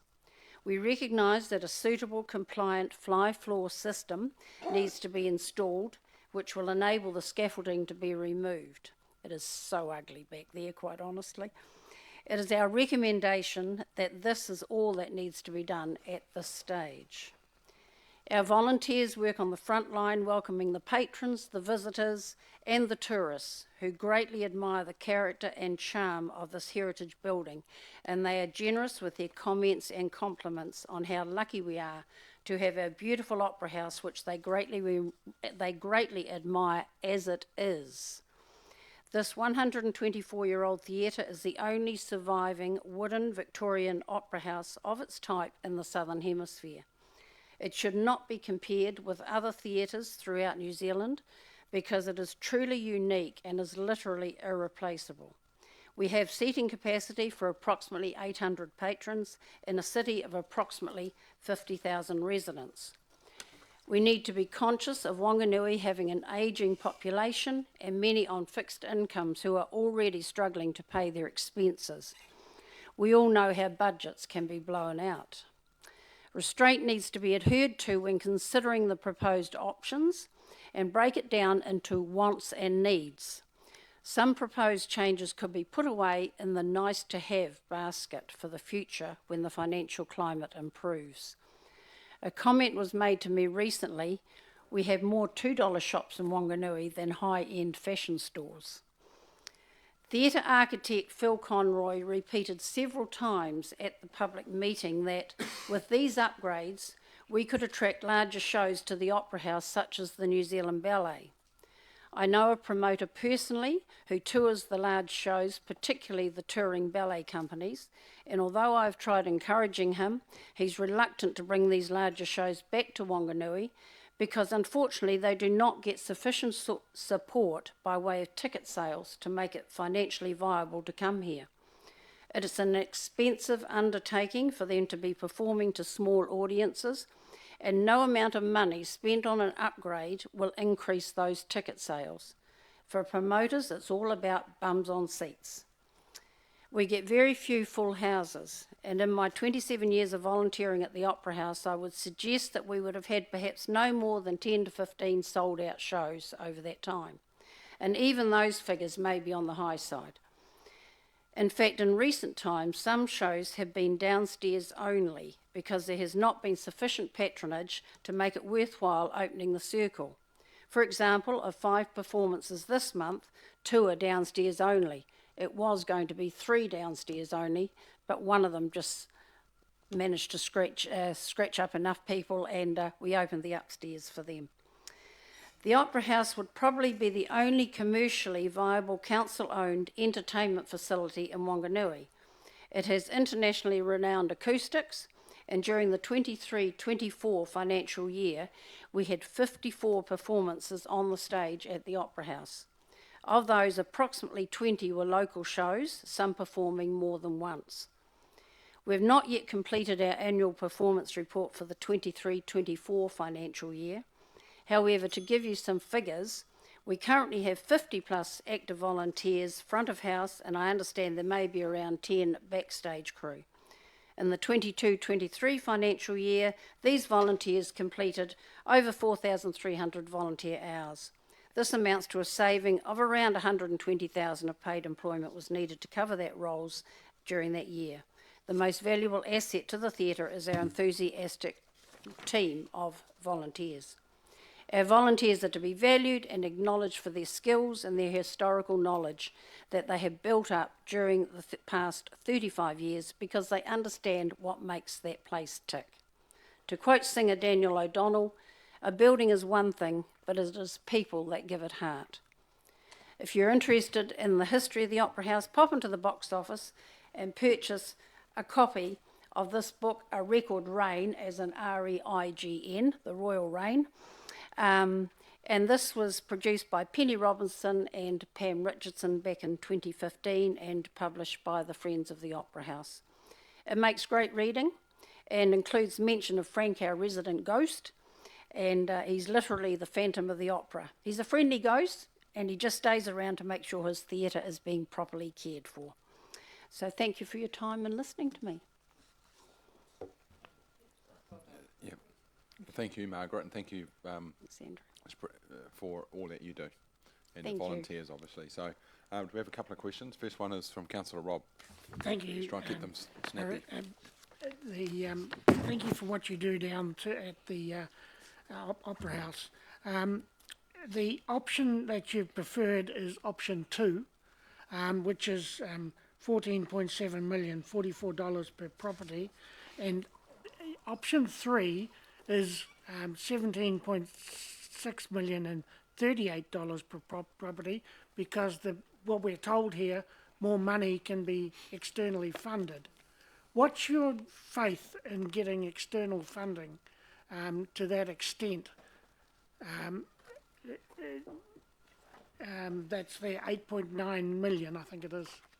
Yes, I'd probably sit with Bruce Dixon as per that report in the Chronicle this morning, and he mentioned that it is becoming more difficult to get that type of funding. He doesn't believe it's possible.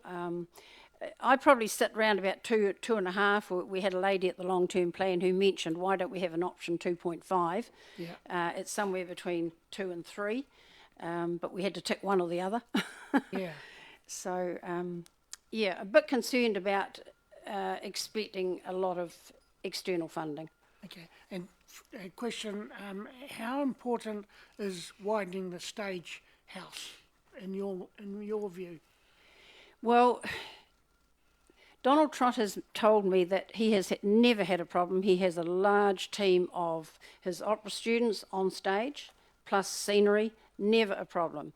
Shirley McDowell has told me that she's had something like 120 children on that stage.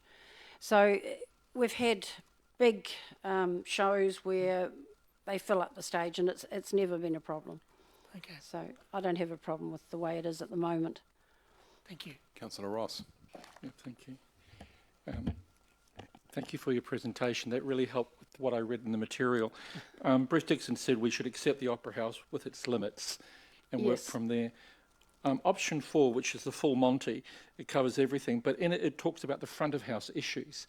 So my question to you is, if we tinkered with one or two things in the stage area, to what degree do you accept those lists of things at the front of house that may need attention? Would there be an option 5 to sort of incorporate some of those? It's quite a long list. Well, personally, from our point of view, having worked in the theatre for so many years, we don't see the need to change that front of house. It is unique, it is appreciated by all the patrons, the visitors, the tourists who come and have a conducted tour through the theatre when they have the opportunity. is there something specific you're thinking of in that list? No, it's just can't it's remember quite a all long of list, so I won't take up your time. I Yeah. just thought whether you had anything about the front of house you wanted addressed. I know there was one comment there, somebody said to me about putting in an elevator, for example, so that we could have disabled people upstairs. No way. My comment to them was, how do you get them out there in a wheelchair? You wheel the wheelchair to a landing and you leave them there for the emergency services. And then what happens from there? The emergency services come in and take them out. Where do they take them to? To the waiting ambulances. I said, do you know how many ambulances we've got in Wanganui? And how many will be available and not out on other medical events? And they couldn't answer that one. Now, to me... Sorry, Margaret, your time is Sorry. actually finished, but... Yeah, I just wanted to that's let you finish okay. that I mean, sentence, the fire service come in after the able-bodied people have got out, and then they do their work. Okay, So- thank you very much for coming in. Yeah. Thank you. All right. So welcome. Thank you, team. Yeah, the support team. Welcome, Kevin. Kevin Walkie. Okay to sit here?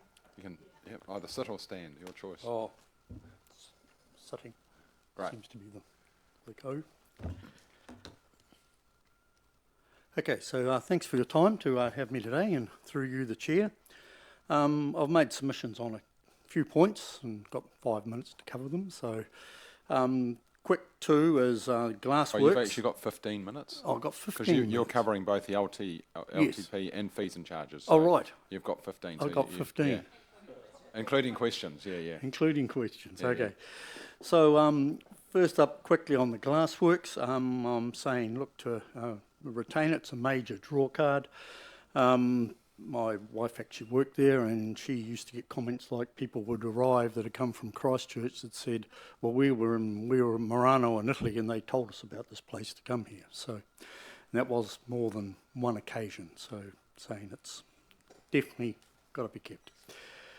And the other quick one is just on the reserve paving and crossing at Pakatori. I think, longer term, great solution, but I think some short-term stuff could be done with a little bit of drainage and painting and roading. So my main point is to be made is around digital twins. I've been probably trying to converse with council for this for about 5 years now, and been bounced around a bit between Wanganui and partners several times, and through the former mayor and trying to get engagement with staff. So that kind of hasn't got there. So now and it's all started when I started submitting to the digital strategy, which I think, by the way, is very important to make sure we've got a presence there. We've got to maintain ourselves as a Smart 21 community. So digital twin, my current suggestion is to enable and support it being organised on a community basis, a community group, that there are some free tools available now that weren't available 5 years ago. You've got QGIS and Unreal Engine, both putting out free-to-air software. Unreal Engine has a model you can develop anything you like in there, and when you get to $1 million worth of trading, you've got to start paying fees. So effectively, it's fairly free for community groups. So it was a little disappointing because I'd submitted previously on trying to get LiDAR data sets done, that this is the only region in the whole of the North Island that isn't getting LiDAR flow in region. But there is a second tranche of LiDAR done on your urban areas. But one thing digital twins do is they make an excellent tool for undertaking public consultations. So I was thinking about that and thinking about the number of consultations that are done. If council would engage with some community groups to undertake that, utilising the digital twin as a tool, then it could be a win-win. You'd probably get the consultation and some project overviews done for probably, say, half the price of what you're paying at the moment, and keep the rest as a cost saving.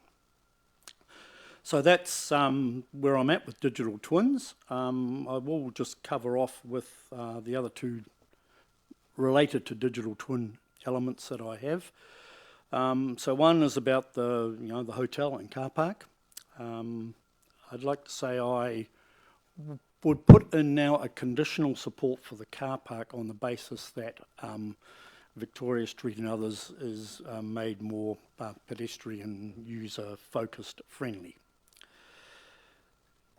But the main point I want to make about, and it sort of relates to how you would fund the hotel, is there was a presentation made to the New Zealand Planning Institute back in 2016 by a Joe Minisconi, who came from Asheville. So Asheville's a town or city in America, North Carolina, very similar to Wanganui. It's got a river, it's got arts, it's got all those types of things.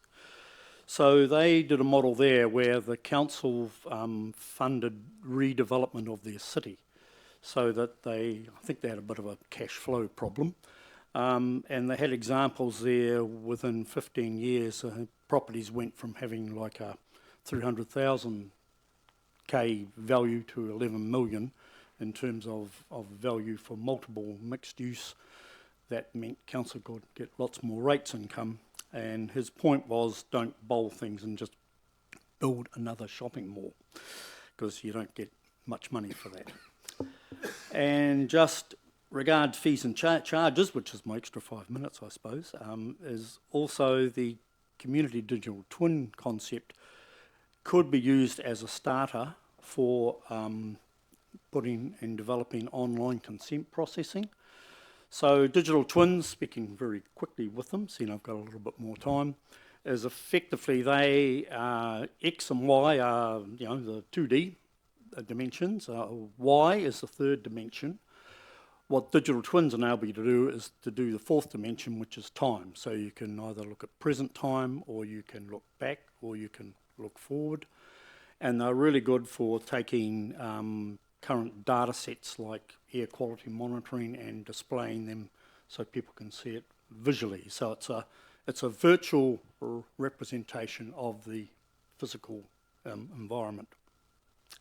And from a land development point of view, and my background is in land development regulatory stuff, is that online consenting could be enabled with a digital twin. So if you've got a permitted activity, people could put their buildings into that space and get a certificate of compliance to say it complies with the plans, you can go ahead.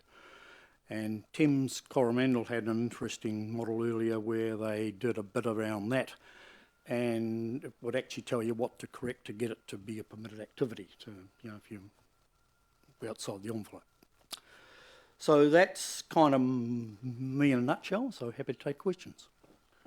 Great, thank you, Kevin. First is Deputy Mayor Helen. Thank you, Kevin. I don't understand a lot of that stuff around the digital space, except it sounds exciting. And we've certainly got to do a lot more in that area. So thank you very much for your considered submission and helping us think about some different stuff. I was also very interested in your Asheville, North Carolina idea. So short-term loans given by the council to private owners to do up their buildings, and then those loans obviously has to be repaid over a time frame. The model they had was the short-term loan was to get the buildings to transition to a usable space. Yep. So if you were, say, having three or four multiple buildings, you're wanting to put another layer on top, but repurpose that into a different configuration, not following the platform below. So eventually you're going to end up with 3 levels of unit titles. Banks are a bit nervous about loaning to a number of owners to get the thing up and running. So the idea was to get the fund was used to get people started, and then when those developments could get normal bank funding, then that money would then move to the next project to get that started. So That's really great. That was their concept. And obviously once they're done up, they're paying higher rates, so there's a win-win there. Yeah, really good. That was his focus of his presentation. Thanks for raising that. Appreciate it. Right, Councillor Charlotte. Thank you. Hey, can you just talk a little bit about your connection to Digital Twin, or how you came across it? Right. Gosh, that probably started around about early 2000s. In my former role as building consents compliance manager for Manukau. I was sent to states to look at handheld devices. Came back from there and said to my director, well, we've really got to kind of get a New Zealand solution here, not a local solution. New Zealand Post were going around at the time, advocating they could do different things. So we got, him and I went to Wellington, we got $4 million of funding from John Allen from New Zealand Post to build a online compliance tool in 3D. That kind of fell over a bit. There was change in management, and we were kind of, there was a change, shall we say, and things didn't continue. But at that stage, I got interested in, we called it probably the virtual city or something at that stage. We didn't talk about digital twins. And NextSpace had doing a joint venture with some government department at the time to develop tools and things.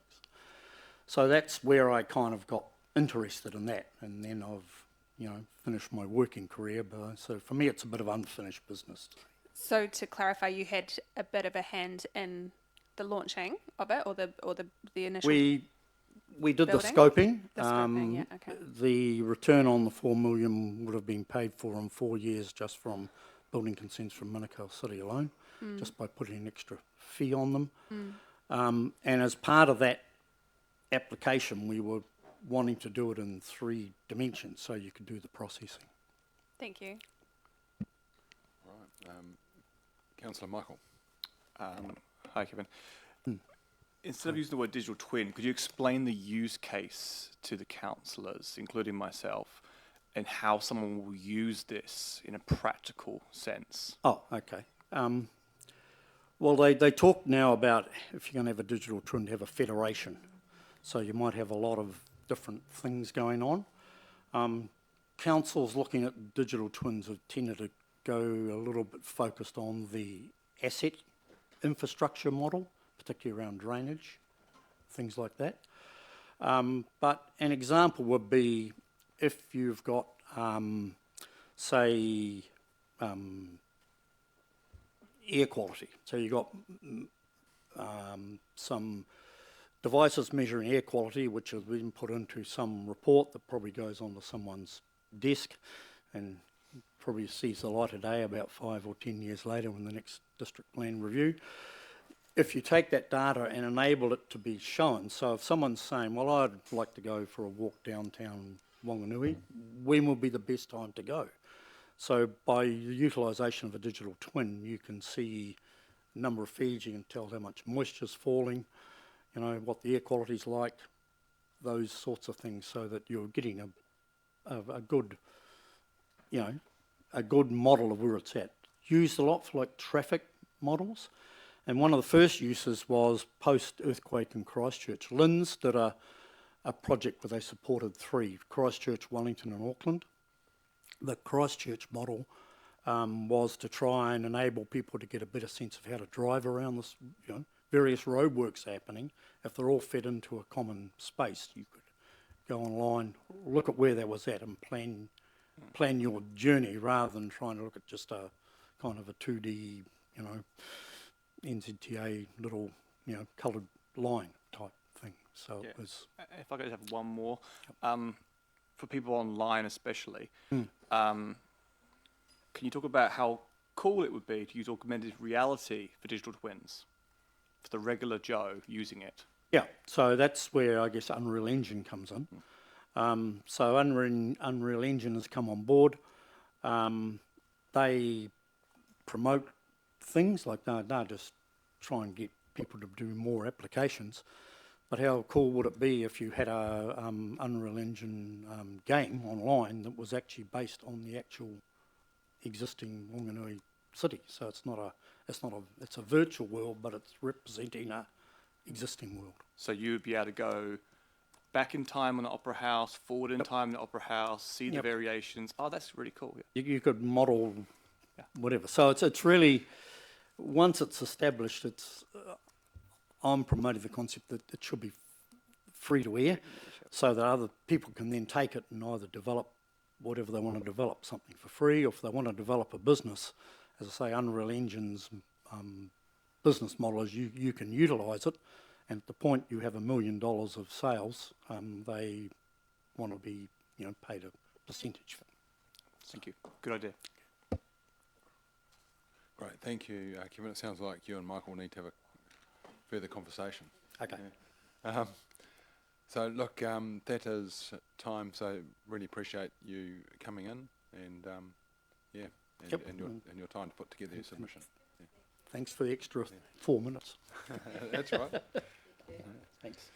All right, and welcome, Tom Seaman, I assume. Yeah. Good afternoon. You can hang around here if you like. Thanks for the opportunity to speak about my submission to the long-term plan. It's got to be a daunting task sitting around this table listening to everyone pulling your strings in every direction. Also, thank you to the policy team for undertaking the complex job of summarising all the submissions and booking people in. I've done that sort of job before. It's a nightmare. I'm here as an ordinary household ratepayer, and I'm here to persuade you to stop spending my money. My first point is that, in my view, the council has not been aggressive enough in the options it presented in the long-term plan. Ratepayers cannot afford these continued levels of rate increases, which also drive up rents in the district. At this time, even though we want them, Wanganui cannot afford all the social projects that are on the books. We've got to fall back to a more strict infrastructure and core business approach. I'll talk about, I'm not going to talk about anything, details in my submission, because they're already there. I will talk about the proposed hotel and then raise some suggestions that the elected councillors could manage that are not covered in the long-term plan, but could significantly reduce our rates. I'm leaving time for questions at the end. There is no doubt Wanganui would benefit from having a 4-star hotel and car park, but it should absolutely not be a council-run development. The council is not set up to manage commercial construction contracts, nor manage a hotel, even if it is a leased operation. We only have to see the lack of speed in making commercial decisions about the cafe lease at Virginia Lake as an example. Council's decision-making processes are too slow for commercial enterprises. Even when decisions are made, they tend to be relitigated. And after the next election, any changes in council will see decisions relitigated again. If a business case is so compelling, why is there not a unanimous support from within the council for the project? And why is there not private developers already building a hotel? I would like to see a sensitivity analysis on the cost benefits for the hotel. If costs rise by 20%, what does that reduce the benefits by? If the costs go up by 30%, 50%, or 100%, at what point do the cost increases eliminate the benefits? The one thing we can be confident about is that this proposed project will not complete within budget. Show me any council-run development in New Zealand that is completed within budget. They are exceptions and not the norm. It was disappointing to read in the Herald 2 weeks ago that the council had, quote, snapped up properties in Wanganui Central City. This indicates to me that the council has already made a decision to proceed before consultation is complete. Are we simply going through the motions? My challenge to councillors who support the hotel development is for each of you to put $50,000 of your personal money into escrow. If the project finishes within 20% of budget, you get your money back with interest. If it finishes more than 20% over budget, then you lose your money, and that goes to a modest offset of the cost increases. I have 3 suggestions for the Mayor and the councillors that could significantly reduce our rates bill. These suggestions are outside the long-term plan and outside the direct control of council, but not outside its influence. They are political pushbacks to the government that would require sustained and determined effort, probably over many years, to get changes to happen. 1, let's get rates removed from GST removed from rates. It's a tax on a tax. 2, have the government pay for the land and property it owns in the district in terms of paying the rates on that. Stop providing social services that the government should provide. The Ministry of Housing and Urban Development is responsible for providing and managing social and emergency housing. How would you do this? Publish a list of government, basically by shaming the government over a long period of time. Publish a list of government and land and buildings in the district and their rates, and keep this as a separate visible item on the website, the council's website. When rates are struck, send out a press release saying that rates are going up by X%, but if the government paid rates on its buildings, then this would be reduced to Y%. Send all MPs a pro forma rates invoice for what the government rates obligations are each quarter. Send out a press release each quarter with this invoice. Send a pro forma invoice to the Ministry of Housing and Urban Development so that costs associated with providing and running council social housing initiatives can be visible. Before the national election, call in the candidates and get them to publicly state their support or not for these issues so voters can take that into account when voting. Treat our elected MP as an ambassador, call him in and dress him down on these issues with the media present. Work with other councils and get them delivering the same messages. Let's lead the way for New Zealand councils on this, because these items would reduce our rates a lot. That's me. Awesome. Yeah, love the fight. Yeah. So look, I'll go to Councillor Josh. Yeah, thanks, Tom. Great suggestions around lobbying government. I really do support a lot of that. My question is around the hotel development. You mentioned, I think you called it a sensitivity analysis. Yes. From memory. So can I take from that then that you are supportive of us undertaking a feasibility study?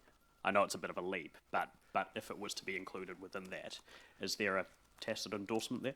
No, not really, because a feasibility study in council terms would require, I would think, several hundreds of thousands of dollars to even do a feasibility study, and I'm against you spending that amount of money. Okay. Yeah, fair enough. Thanks. Councillor Michael. Hello. Sell all social assets, stop all social assets. Where does social assets stop for you? Like libraries, sports, opera house, art galleries, they're all just social assets. Where does the line draw for you? Because you can get a 34% decrease in rates if we just cancel everything but roads and pipes. I don't have a good answer for that. It's where the line here in the is, meeting. right? Yeah, I mean it's a grey line. It's not a black and white line, is it? It's a hard line. Yeah, and I don't have an answer for that. That's fine. Offhand. My only other question is for the asset sales. You mentioned 16 million sell them.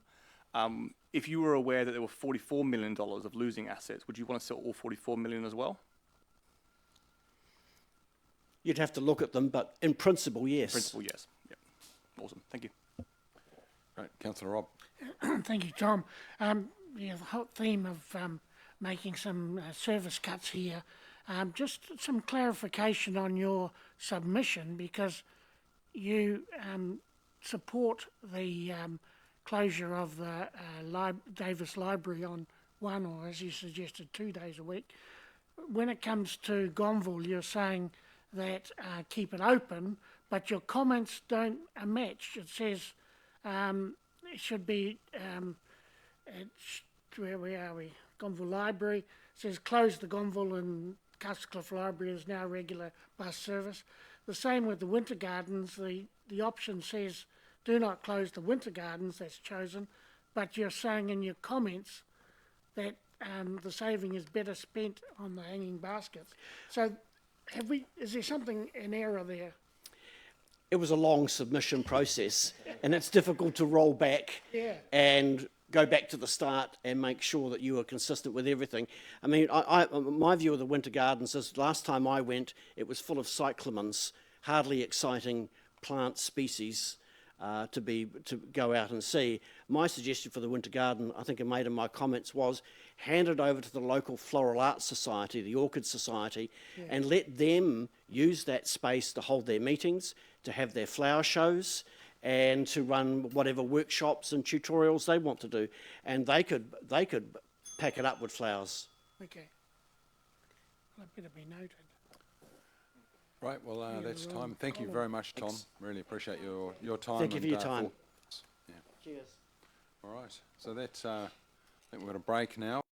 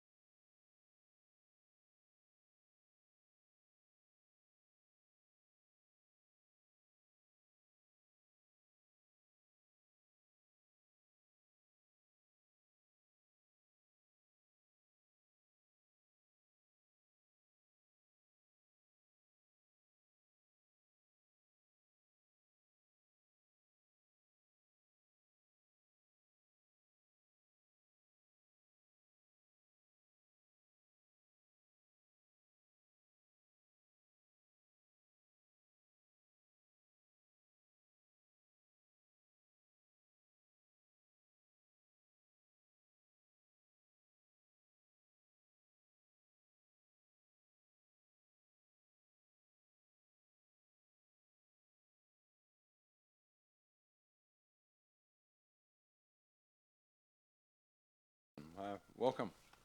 Thank Thank you, Mayor Andrew.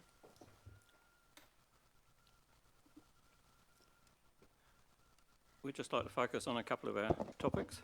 I'd like to talk about the buses, and then we'll talk about more walking, cycling access. So I'm sure that Anton will come along and talk to you all about numbers and everything about the buses and so on. I just wanted to try and paint some pictures of people and put sort of life context into it.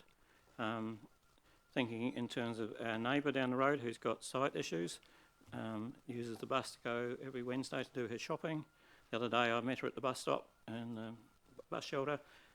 She was going on a Thursday because she had forgotten to buy the cat food and stuff on the Wednesday, and she just loves it that she can hop on the bus and go from Castlecliff to Gonville shopping and then back again, you know, jumping on the tide because it's there. She doesn't have to wait for an hour or two for a bus back to Castlecliff. So, you know, those sort of stories I think are what you people need to see or understand. I don't know if you travel on the bus and talk to these people, but they certainly, she wouldn't be coming here today to talk to you. She wouldn't be going online to do a submission. So I think you need to be aware of those sorts of people. Also, there's this sort of myth, and I hear it and see it, that people talking about, oh, the bus went past and there's only 3 people on it, da da da da da. If you actually travel on the bus, you'll realise that there's a whole lot of people that get on and off and only go from you know, one suburb or part of the suburb. So, for example, at Open Studios, I caught the first bus out of Castlecliff on a Saturday morning to go over to Aramaho. There was a lady got on the bus right at the beginning at the tram stop. 3 of us got on it at the shop. The lady that got on at the tram stop got off at the garage because she was only going to Foursquare. So she obviously just needed it to do that little bit of a trip. 3 or 4 more people got on the way to Gonville. A couple get off, a couple more get on. Same travelling into town here. 2 that got on with me got off, along with the other people. So then from there right down the avenue and everything, it was only me on the bus. So if you'd seen me going past, you'd say, oh God, there's Graham Pearson having a whole bus to himself, you know. What a deal, you know. And yet, you know, there would have been 6 or 8 people that travelled with me of different parts on the way, and I'm sure it would have been the same out to Aramaho, people getting to the shops there and getting around. So I just wanted to bring those sorts of examples. And these are the people that have, you know, got a walker, the bus folds down for them so they can get on, prams, people their shopping trolley, you know, just going to Gonville to get her stuff for the cat and backwards and forwards. So, you know, I really want to emphasise that you people need to support the buses, and I was sort of disappointed that you're not supporting the Tide anymore, it said. You're handing it all over to the regional council, I presume. So I saw Mayor Andrew talking to them the other day at their submissions. So I'm just sort of thinking, yeah, you're there talking, but you know, you're not sort of putting yourselves forward and supporting it. I don't know anybody, if you're planning to have some free bus things like, you know, on this coming weekend when you've got Guyton Street thing, you know, it would be great if the buses were free from Castlecliff and we're coming in and out. So a few ideas like that I think would be really great. So that's my sort of pitch that I wanted to do today to fit in with the rest of the things we said. So I'll hand it over. Okay. I want to add to that the Kura use it quite a bit. There's usually some of the tamariki there going to Gonville, and often they're going just to play hockey. They've obviously got their hockey sticks there off to do that. So they're the students that are doing things after school, so it doesn't fit in with a school bus, but they've got the Tide. But what I wanted to say was thank you for doing slowing the traffic down by Aranui School. I think that is really working well. It makes it a lot easier for us to cross the road to take our dog for a walk. But I can understand why the road, I don't know what I call the top end of Manuka Street, where it comes off Mills Road, why you've made that. You've taken away a good way there when it comes down to the rest of Manuka Street or Polson Street. But it means that there's the traffic is coming down. And then it goes like that, and it's not coming. The road actually doesn't fit a curve like that, and a lot of the traffic that's coming down Mills Road is still doing 60 k's. I'm sure of it. And it's coming into Manuka's, the bottom of Manuka Street, which is quite a lot of houses, people, cars, and parked on the side of the road and things. And they're still doing 60 when they hit there. I have concerns about that. I also have concerns that there's no footpath or cycleway to get me to my doctor and Mills, it's off Mills Road. I know you weren't madly happy about him going there, but he's there. And also I'm thinking that there's a wonderful way of getting people from Castlecliff to Springvale Park. If we could have a footpath and that can be used for bikes going through from Manuka Street and Paulson Street, going through Mills Road and through just that bit of Moston Road into Fitzherbert Avenue. And it would also make it easier for students going to Rutherford Junior High, because I think that's the intermediate that's meant to serve our area, and to Springvale Park to use the facilities there. And I think that Springvale Park is part of Castlecliff because a great big hunk of sand dunes was taken and put in that wetland to make the park. And so I think we have a right to be able to use it as freely as absolutely possible. So, yeah, those are my things I've been thinking about in the last week or so. Yep. Great. Anything else to add, or do you want some questions? We're happy for Great. questions. Yes, we didn't think we needed to read our submission. You hopefully will have read the. Yes, no, we're very well read. Yes. I'll go to Councillor Rob. Yeah, thank you. You're talking about the tide service. Totally agree. But are you aware that the service is not changing because the Whanganui District Council is not funding $200,000? It's just the bill is coming from another authority. Yeah, I realise that. I just thought the more support you give, more than just words, the less that the regional councillors can sort of say, oh, you know, they're not putting their hand up to support it, why should we, sort of thing. So I'd like to have seen you be more proactive in supporting it one way or another. To be, you know, if you don't want to pay the 200 all the time, then I'd like to see you sort of waving your hands and saying, well, we're going to do some other things like free trips and things, and just promoting it in some way or other, being more proactive. Councillor Ross. I think I'm right in saying this. In the long-term plan for Manuka Street Mill Road going out to Moston Road, there is, in 3 or 4 years or so, there's a point of entry business case about widening the road and providing the footpaths out to Moston Road. Are you aware of that in the plan? Yes, we are. But we're also aware that there was some money sitting there that went to a rural bridge, and so we're thinking, you know, where's it going to go to next? Is it actually going to happen? So you don't want to kick down the road, so to speak? No, don't want to kick down the road anymore, thank you. Okay. Well, I'll just quickly, were you aware that our council submitted to the Horizons long-term plan on... Yeah, I was there the day you spoke. Yes. Oh, great. Okay. Yep. Fantastic. All right. I think we're finished. So, it's thank you very much to you both for coming in and for your contribution in our community as well.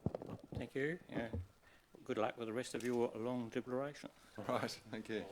Thank you.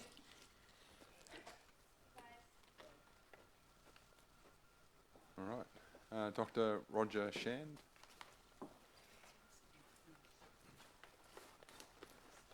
Welcome to either sit down or stand up. Yeah.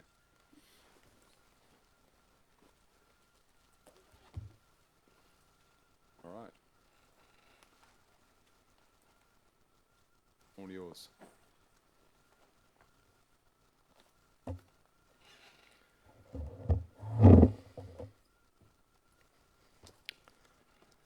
Good afternoon, Your Worship, councillors, and thank you for this opportunity to share my thoughts on the long-term plan review. I'm going to I'm going to read this statement. It's an expanded version of the one in my submission, and you've all got a copy of it, so you can follow it through. I've timed it at about 6 minutes. I have lived and worked from Wanganui for most of my life. I'm a coastal scientist with a particular interest in landscape formation and management through my company Coastal Systems Limited. My comments today relate to asset sales and in particular reserve divestment. Reserves are invariably targeted by government agencies in search of revenue, and over the past 30 years I've appeared before this council many times to defend the conservation of such property. And looking at the photos of the mayors on the wall there, probably 4 or 5 of those mayors would recognise me from sitting here before. Page 19 of the consultation document in part reads, some assets, including reserves, are not used to their full potential, including many that are passive, generating minimal or no revenue. To receive income, these needs to be sold. This raises several matters, and I will begin with definitions. In a broad sense, reserve covers a range of areas from manicured parks to inaccessible natural areas.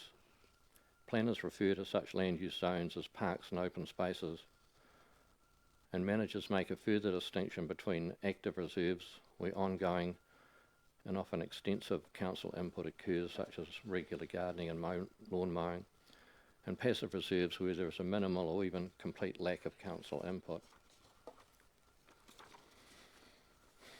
This council has proposed that the worth of a reserve, that's based on the consultation document, is based on full potential use and revenue generation. However, these are problematic. While use for active reserves can be defined by numbers of people present, use for passive reserves where the public are all but excluded or undergrowth may prevent foot traffic cannot be assessed in this way, and the revenue requirement is not relevant at all. Rather, the worth of a reserve must be based on values. For many people, whether they realise it or not, natural areas have a value simply by being there. Driving or walking by such areas can slow and relax us, resulting in an increasingly valuable response in our increasingly busy world. The consultation document goes on to state that first, the council wants to understand how comfortable you are with selling assets. To begin, I must commend the council for such a polite introduction, a definite improvement to various approaches used in 1993, 2005 and 2013, when the first the public knew of such asset sales were newspaper advertisements and a date when councils would decide their fate. However, unless the council decides not to proceed with reserve divestment, in due course a list of proposed areas to sell will be published, and the various communities will be jerked into action. Petitions will be compiled, media photos taken, and ultimately individuals and groups will address the council at forums just like this, which to most people is a difficult and harrowing experience. I put myself in that group.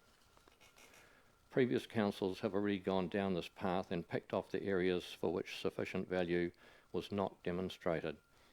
Few sales eventuated for their time and effort.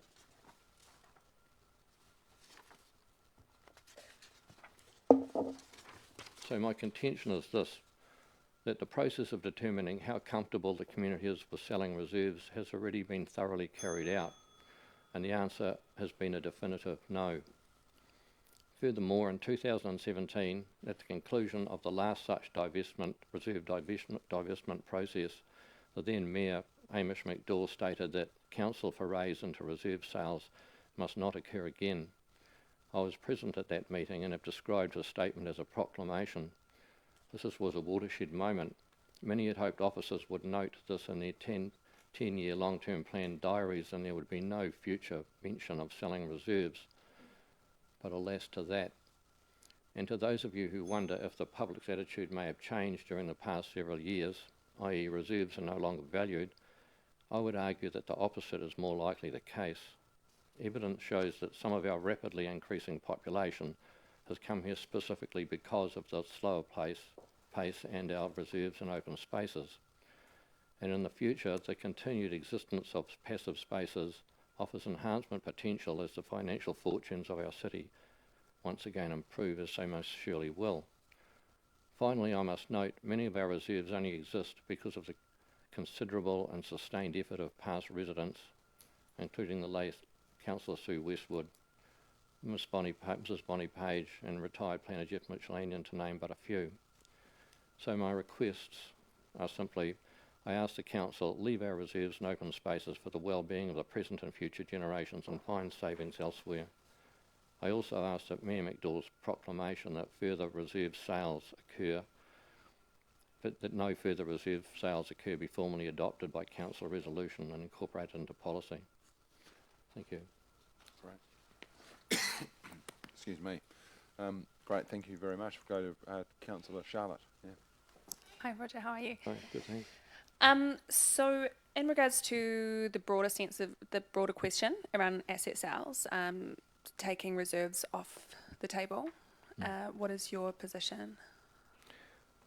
You mean how else could you raise revenue? No, I mean, how do you feel about the selling of, say, low-performing commercial buildings?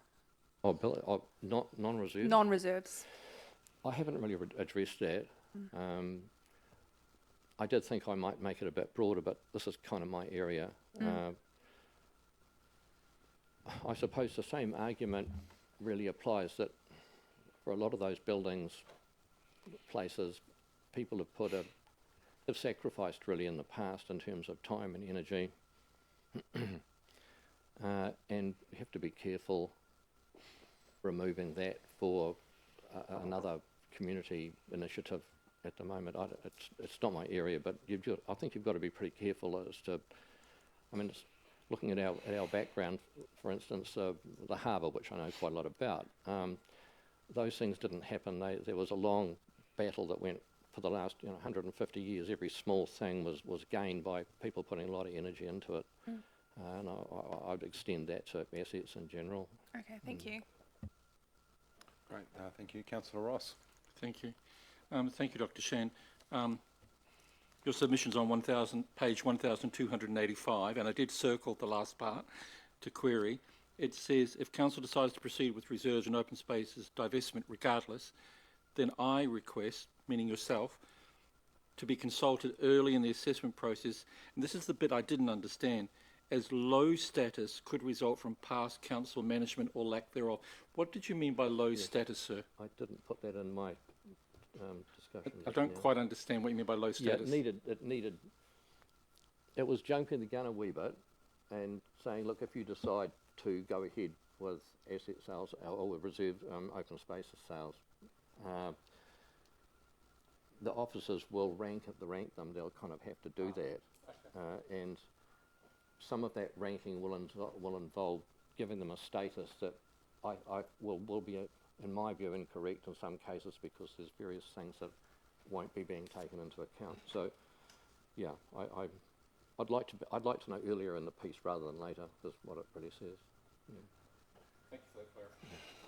Right, probably got time for, no, it's, I thought there was another question, but looks like we are completed. So thank you very much, and for your time and passion around our reserves. I concur.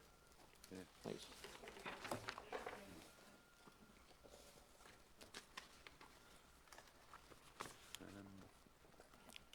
Yeah, we do have a gap now, so we are slightly early. No, he's coming at 4 o'clock.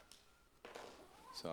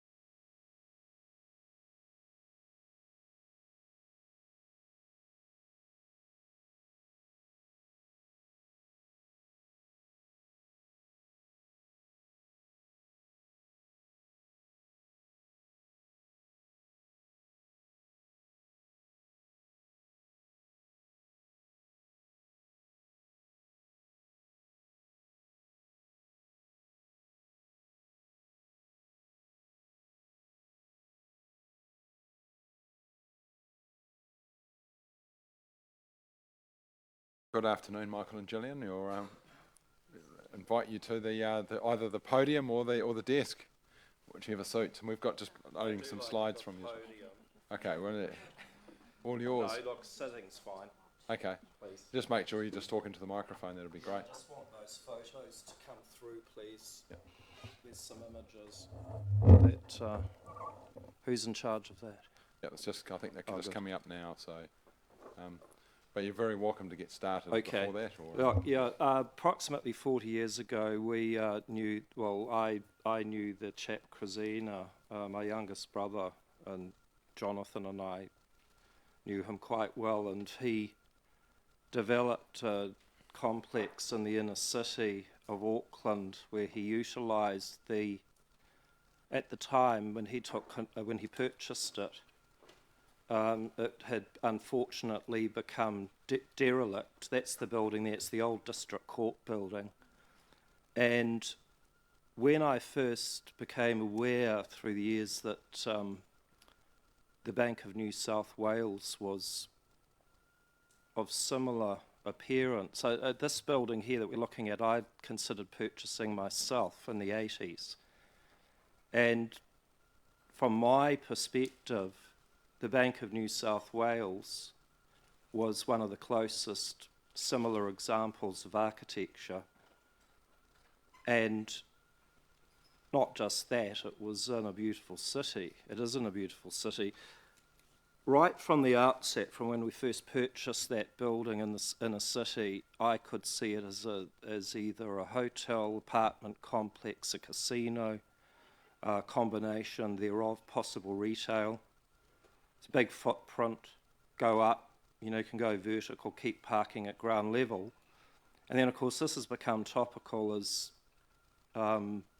information disseminated pertaining to the possible hotel development as an option for council. And this particular complex, my youngest brother was involved in some of the design of it actually. But if we go, can we have a look at next photo, please? So this complex, you get the perspective's a little strange there. It makes it look a lot wider than it is, and what's going on? That's better. Go back down to the next one, please. Yes, good. So behind it, and it looks like it's a lot further back than it really is. It's just the foibles of photography, but it has quite a large footprint, that tower of apartments, and it's still one of the tallest buildings in central Auckland. And he didn't scrimp. It's very beautifully made, and 40 years on, it's still a luxury. It's luxury all the way. And if we could go to the next photo, please. That just gives you a perspective. You can probably see why this building of the Bank of New South Wales is redolent, why it would appeal to me, if this appealed to me 40 years ago, why the Bank of New South Wales appeals to me now. And if you go to the next photo, please. That's the entrance, and that's the entrance that my brother helped design, and that's actually not an overly flattering photograph. It makes it look narrower than it is. And he did that and designed things like the carpets, etc., through it in conjunction with Krasina. Because at the time, I think he'd just finished a BFA, and through the years, he ended up doing a doctorate in fine arts. But that's why I've always had a personal affinity with this complex. And admittedly, it was a product of the heady 80s. There's lots of money, but it was done well, this.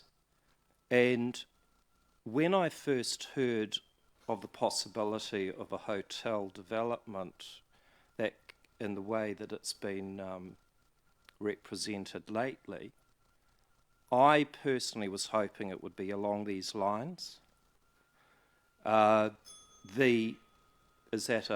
What's that? Bell, does that mean time's up? Oh, that's a huge amount. Okay, because there's not a lot I've got to say. So over the years, we had a bit of a hold up with the mandate, and I had that thing going on with David Farrier. So we lost, a bit of impetus with certain things, but we've had people contact this. I mean, some of them are friends and family, but in terms of doing a development down here, has it become more complicated with what's gone public? Possibly not. But it has to be considered. And I don't want to be working at I'm showing our cards. I don't want to be working potentially at cross purposes with council in this. I must say that when I heard it being put forward that the parking prospectively was not going to be connected to some possible development with Wakefield Chambers and the Flynn properties, I did find that slightly. I didn't see it as a particularly attractive option. I'm being diplomatic there. The thoughts of people walking back and forth in all weathers there's security issues as well. I mean, it would just be a matter of time, quite frankly. And that's in any city. And probably comparatively to Auckland, it's probably much lower risk than central Wellington or Auckland, but it's just a matter of time till someone, quite frank, there'd be an issue. And luggage going back and forth, the options that are out there just didn't seem to make sense. I mean, I'm all for the properties that have been obtained. It makes sense because it tidies it up for anything that goes down the line. And if we independently went ahead or try to move forward with a development independently of anyone else, I'd like to see surrounding properties obviously upgraded, value added to them. There's nothing wrong with the Flynn properties as they are. I like them. They've got character. The back has character, but it tidies it up. So those are some of the issues. I'm just skimming very lightly here, but please, if you're looking at options for a hotel, make it grand. You've got the potential to actually do it. Reconsider, please, the issues potentially around the car parking. I think it's great, the Andersons building. I mean, I don't know what the current status is, whether that's been finalised or not. I couldn't see any reason why it wouldn't be. And I don't want any potential safety issues too in the vicinity of our property. That's an issue that runs parallel with members of the public, guests, especially first timers, who could well be arriving or departing at all times of the day and night. And there are security issues down on St Hill Street after hours. Again, that's something whenever I speak of Wanganui to friends and associates, family, I always mitigate and minimise the bad press that unfortunately the city, the media ran with many years ago. So, Michael, you've only got about 1 more minute, including questions. So, do you want to talk? Well, if anyone's got questions. Yeah, I see Councillor Charlotte's got a question, so it'd be good to go across to her. Hi, Michael. Hey, it was a little bit unclear at the beginning of your presentation. Obviously, it came out in the press that you were engaged, to sell your building potentially. At the start of your question, it wasn't clear where you sit now with. Oh, okay. Not necessarily with the sale of your building, but in terms of working with council. Okay, well, I haven't spoken to any media about it. That tends to bore me, media these days. I'm not familiar. When you say the press, are you talking about the Wanganui press? You've got about 30 seconds left. Look, it's public knowledge now. Oh, no. Well, what happened is we had, since literally the week we purchased those properties, we've had people wanting to acquire them. And we're used to that. Okay. We didn't know anyone who approached us. We could only hazard a guess as to which individual may or may not have been representing council in some way. Yeah. Because information had been disseminated pertaining to the hotel development. We were approached by 5 different parties to purchase that building because word got out. I think that you slightly misunderstood my question, but we can talk about it at a later date. Yeah, unfortunately, time. Yeah, yeah. okay. Thank you. Thank you very much, Michael. Sorry, it's a little rushed. Thanks, Michael. Thanks, Gillian. So welcome. Have we got Kat Wade? Oh, in a Zoom. Yes, Zoom. We go over to the Zoom, please.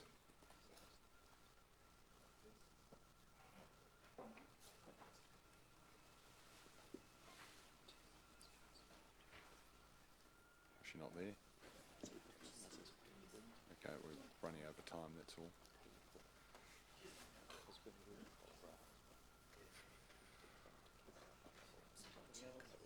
That's it?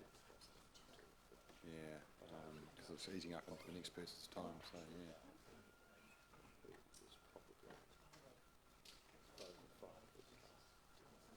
Oh, here we go, what's this? Looks like where it might be.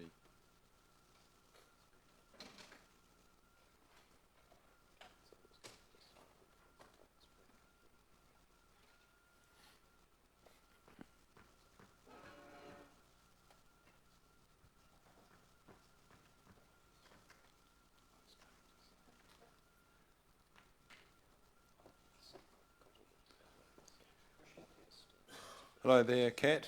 You're online, so welcome. Can you hear us okay? Yeah, I think you might be on mute.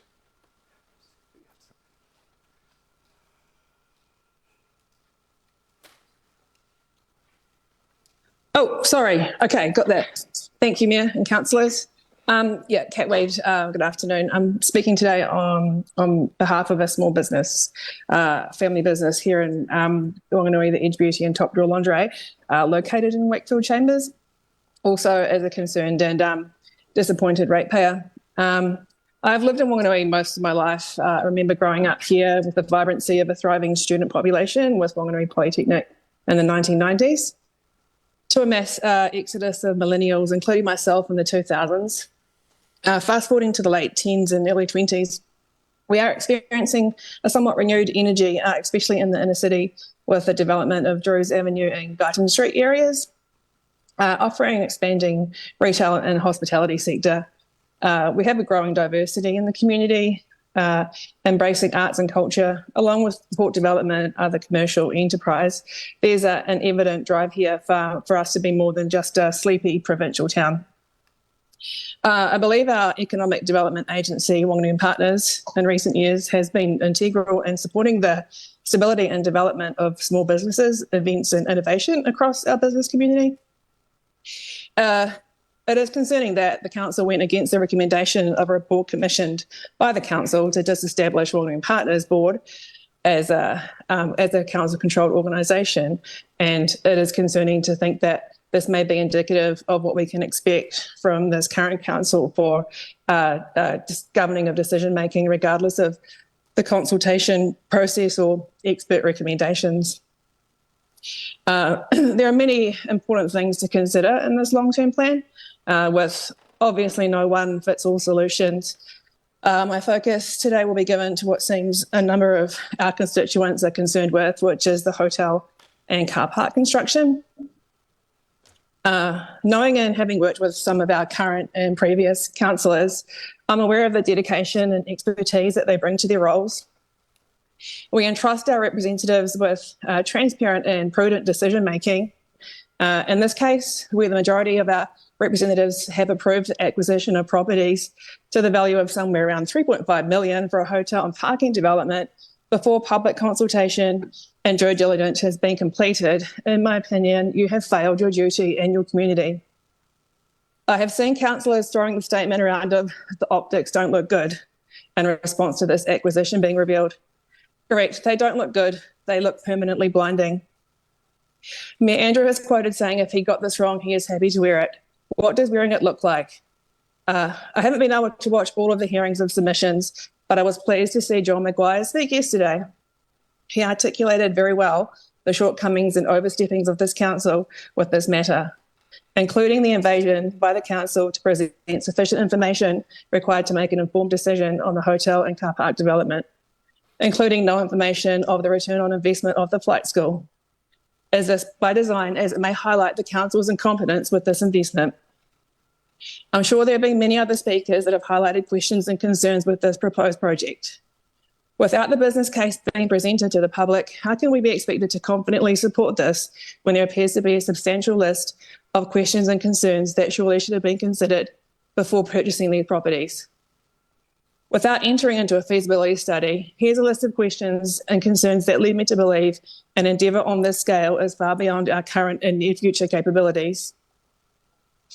Some industry trends. Staff reports on the 10th of May that luxury Lake Tekapō development is dead in the water with companies in receivership. Property developer Anthony Toswell comments, lenders were reluctant to lend for large-scale projects in regional New Zealand, nor for projects involving the hospitality industry.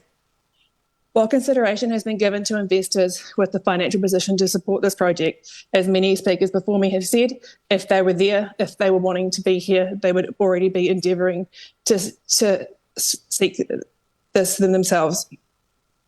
Our current events and attractions. Whilst we have many events and attractions, I've been involved in the organisation of a number of community events, including the New Zealand Masters Games and Artists Open Studios.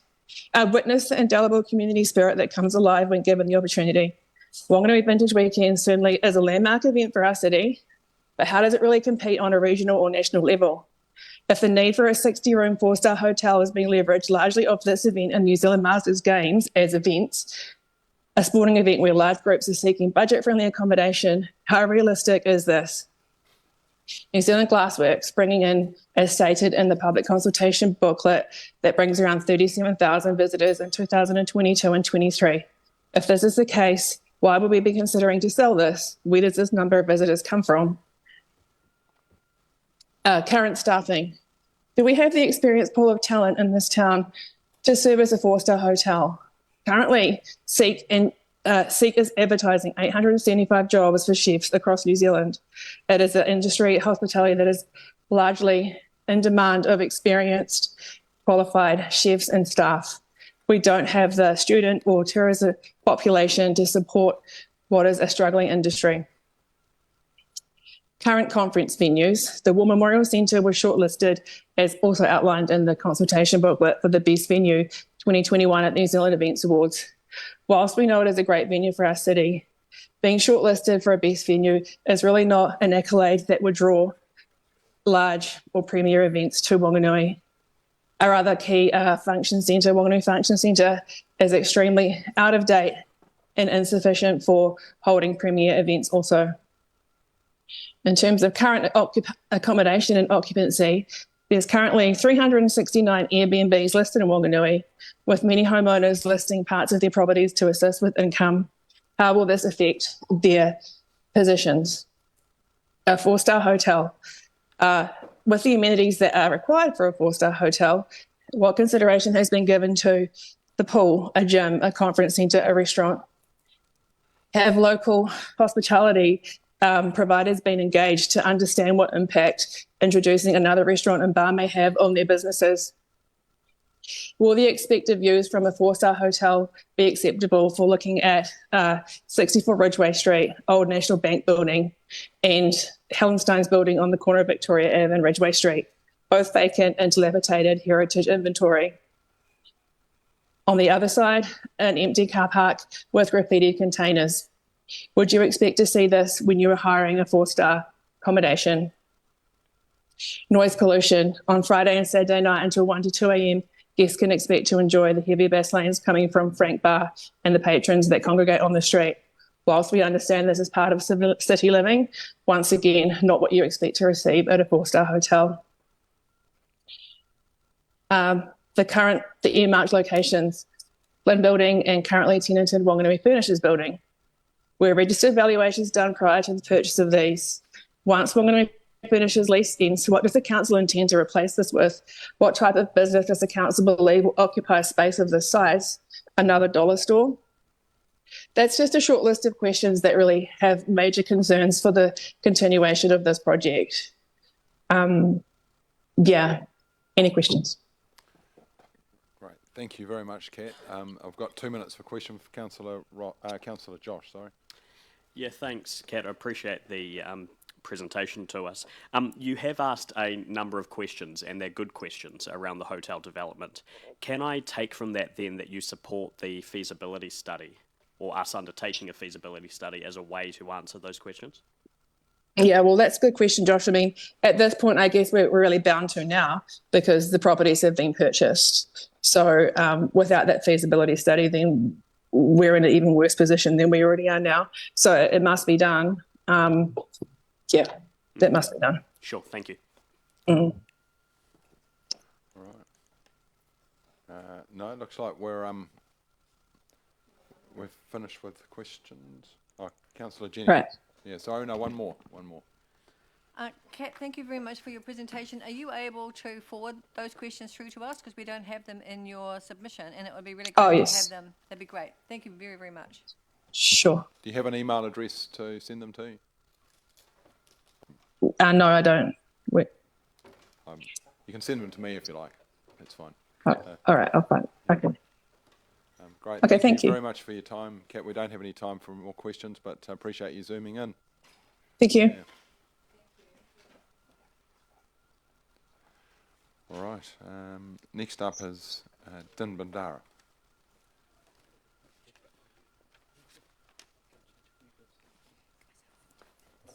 And friends, by the looks of it. Good afternoon, councillors. Mayor Tripe, thank you so much for having us here. It's a real privilege to be able to speak to our submission, so thank you for that opportunity. My name is Din Bandara, board member of First Rank Charitable Trust. Got Robert Scott here, who's also a board member, and Craig Harris, who's our board chair. Unfortunately, a few members weren't able to attend today: Martin Klurt, Caleb Rowe, and Tim Oliver. I'd like to pass it over to Craig, who'd like to speak further to the submission. Thank you, Din, and good afternoon. The First Rung Charitable Trust is committed to changing lives through affordable housing. Our primary focus is on developing 1 and 2 bedroom homes suitable for first home buyers, people re-entering the housing market, and downsizers. Our progressive home ownership programs enable people who would otherwise be unable to buy their own home to enjoy the benefits of home ownership. Things like security of tenure, ability to put down their roots, better health and education outcomes, and greater overall well-being, all of which contributes to the Council's goals of enabling the thriving of our communities. With an ageing population, there are many people in Wanganui who would like to downsize, but are unable to do so due to the lack of suitable houses to downsize to. When they are enabled to move to a brand new home, that also frees up a larger home for a family to either rent or buy, and that helps to ease the pressure at another point in the housing sector. I'm sure Council would also be well aware that every new home also creates another ratepayer, so that helps spread the rates burden. Within our first rung mixed tenure developments, we aim not just to provide homes, but also to build community and a sense of belonging, again contributing to the thriving of the wider Wanganui community. In the consultation document for the long-term plan, Council noted the need for another 1,000 homes to be built over the next 10 years. Separately, Council have also indicated an intention to create a new social housing entity that will collaborate with developers and community housing providers to enable that growth. The goal of 1,000 new homes over 10 years is an ambitious target, and no one developer is likely to be able to deliver that scale on their own. Council will need to support everyone's ambitions in this matter. Similarly, we wonder whether an increase in the development levy will help or hinder in achieving this goal. Perhaps the levy needs to be a variable rate based on other factors, such as, does the developer have charitable status? Is it a social enterprise? Is it a mixed tenure development? Has fostering community been built into the design of the development? And is this development being done in collaboration with Council or with the new entity that Council proposes? Recently, in collaboration with Homes for People First Rung, who are going to be speaking next, First Rung purchased our first property here in Wanganui, and we are beginning the process of design for a proposed 9-home development. As we look to the future contribution that First Run can make to Wanganui through the provision of affordable housing, we see lots of opportunities to optimise the use of land through ongoing collaboration with Council. First Run trustees believe that our values and priorities align with the Council's vision for housing growth in Wanganui, and we look forward to opportunities to discuss with Council how we can work together to maximise housing outcomes for our community. Thank you for the opportunity to speak to our submission. Great, thank you. Thank you for coming in. So we've got 11 minutes of questions, so everything's lighting up, I see. First of all, Councillor Charlotte. Thank you, and thanks for your presentation, your submission. Have you been in conversation with our staff in regards to our housing proposals and plans? Yes, we've met with Councillor Kate. Oh, sorry, we've met with Councillor Kate and Sarah O'Hagan, and in consultation with Darren from Homes for People, who will speak next. So we've had some initial conversations. Din previously sat on the Council Housing Forum. I've now taken over his role, wearing another hat as part of the Anglican Parish of Wanganui. We're doing some affordable rental housing on church land. So we're also in that space. So those are the connections we've got. Great, thank you.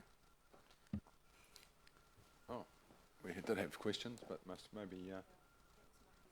Oh, right, so yes, yeah. Given we've got some time, okay, Councillor. Okay. Would you like to expand on this notion of mixed tenure, mixed demographic housing, and what that might mean for a community, in terms of community building? Sure. So in a development of 9 houses, for instance, some of those houses may be sold directly to the market to raise capital, because we are a social enterprise, but we want to be sustainable.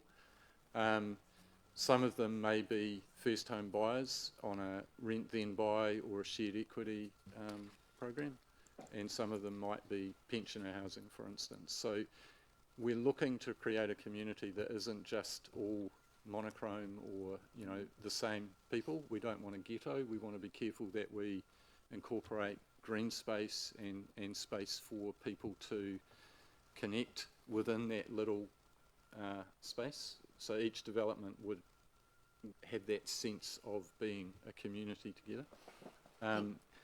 And buyers will have to meet qualifying criteria, but if they're going into one of the progressive home ownership programs, and across each development we have a selection policy, so that we're not just taking the next people on the list. We're actually being careful about who we put with who, in order to ensure that there is community in that space. Thank you. Are there examples of where this sort of housing complex has been put together, or?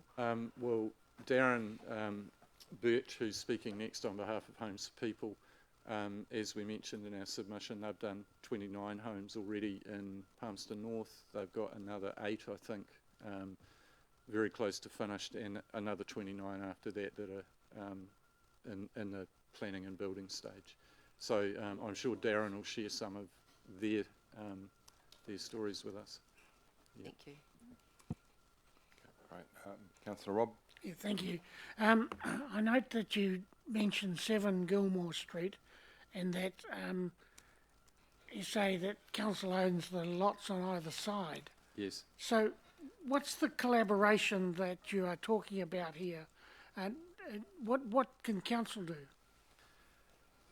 Oh gosh, you put me on the spot, in the sense that what's that? I'll let Robert answer that one. in terms of building community, Yeah. we're far advantaged by doing size and scale. And so rather than just a one empty section with 2 units on it, we can do 9 on ours, but the council can do more than that on both of theirs. So therefore the potential to build 30 homes is a much greater community collaboration. And then things like infrastructure around what we would like that total space to look like. We'll do our part, you do your part, and the whole thing looks a whole lot better than if we did separate developments. Or the council, and again this is the challenge council has with their divesting of assets, if the council decides not to sell a reserve and keep it as a reserve, we would benefit by there being some green space adjacent. But we think it's really important to build more houses. Sure. We're also, I've been talking with Councillor Kate about a meeting with certain council officers about that particular project as well. So we're just trying to organise and schedule that at the moment. Councillor Philippa.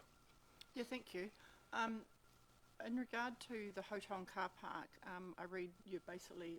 Just bring your microphone closer to you, please. In regard to the hotel and car park, your submission reads that you basically support that, so I'm gathering you support that option 1, and which is you know, council leads the project. Obviously, it's now purchased some properties, and is talking about a cost of $55 million. Do you want to talk further on that, please? I filled it in, so I better talk about that, hey? No, my thought pattern was the fact it'll bring more people into Wanganui. I think it's a thing that's lacking in Wanganui, the 4-star hotel, other options, bring different people in, just supporting the whole Wanganui community. That was the guideline for that.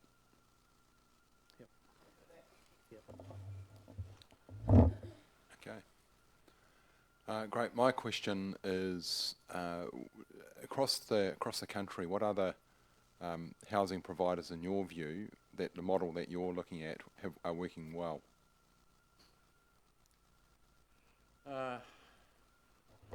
Well, our model is different, but there's some similarity to places like Queenstown Lakes District Council.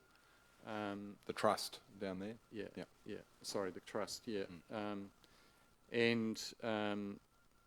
I mean, much of the intellectual property that we're working with has been generously shared with us by Homes for People, which initially received that from Housing Foundation. So, you know, there's a bit of a pedigree and a history there. And certainly what we've found is other people, other organisations working in the housing sector are very generous in sharing. You know, like everyone who's involved in this just wants to see more people housed, basically.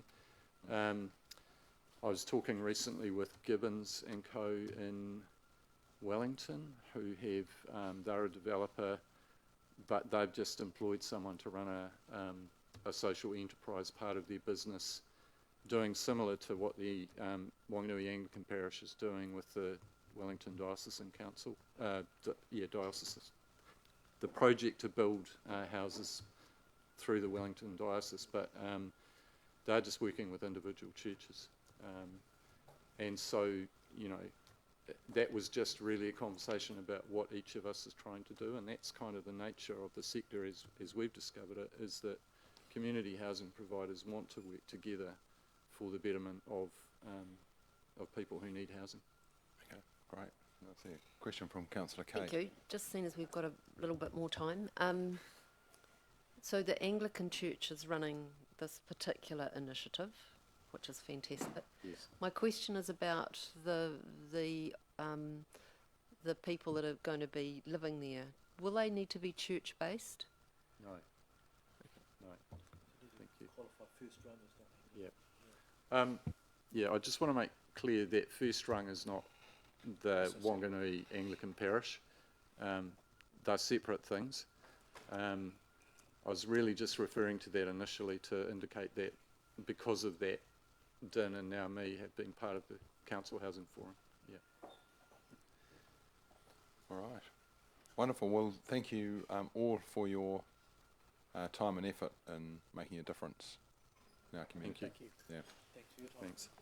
Thank you. Well done.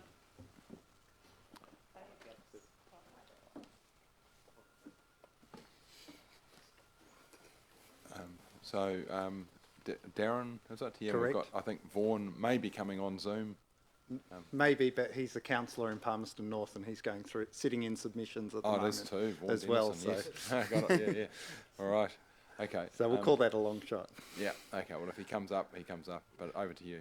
Kia ora, and thank you very much, Honourable Mayor Andrew, and to members and officers.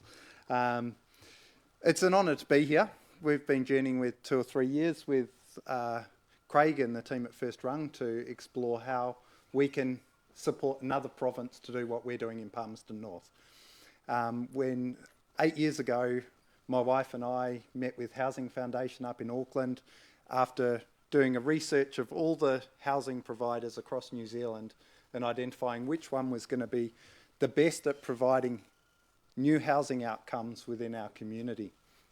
And I'd formerly been with Habitat for Humanity, so I'm very familiar. I was team leader for Manawatu with Habitat for Humanity, and I knew that 3 houses in 20 years through a donation-based model was not actually making much move on the dial. It's fantastic what Habitat do, and great for what they do achieve. But we wanted to look at an alternate model. We wanted to look at a social impact investment model. And so Homes for People established in 2016. In February 2017, for context, we had $600 and an idea. And we have now completed 29 homes with title, 8 homes practically complete, waiting for title.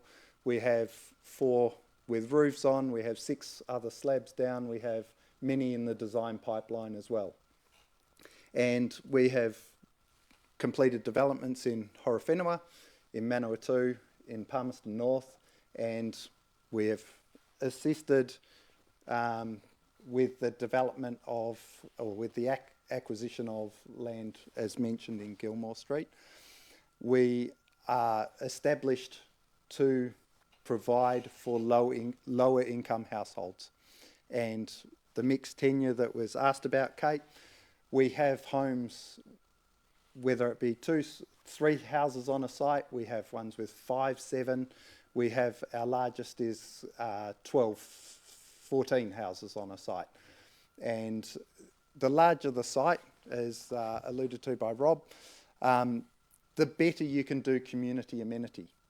You imagine if you've got 1,000 square metres, you can put only a very limited community space, which is normally concrete right-of-ways. If you've got a site like we have down in Ashurst, which is 5,500 square metres, we've got a common lawn area which is about 300 square metres. And that's adjacent to a mixed-use right-of-way that can be used by members of the community as well. So the larger the site, the larger the impact of community. In terms of what difference does it make, I would suggest that there are a couple of people who are alive today because of living in a mixed tenure community, because of living in a closer knit community. One of whom had a medical incident, and because she knew that as long as she got to her door, she would be able to get support. If she was behind fences in her own blocked off property, she probably would have passed on, and her grandchild would not have a grandmother. So that can be part of it.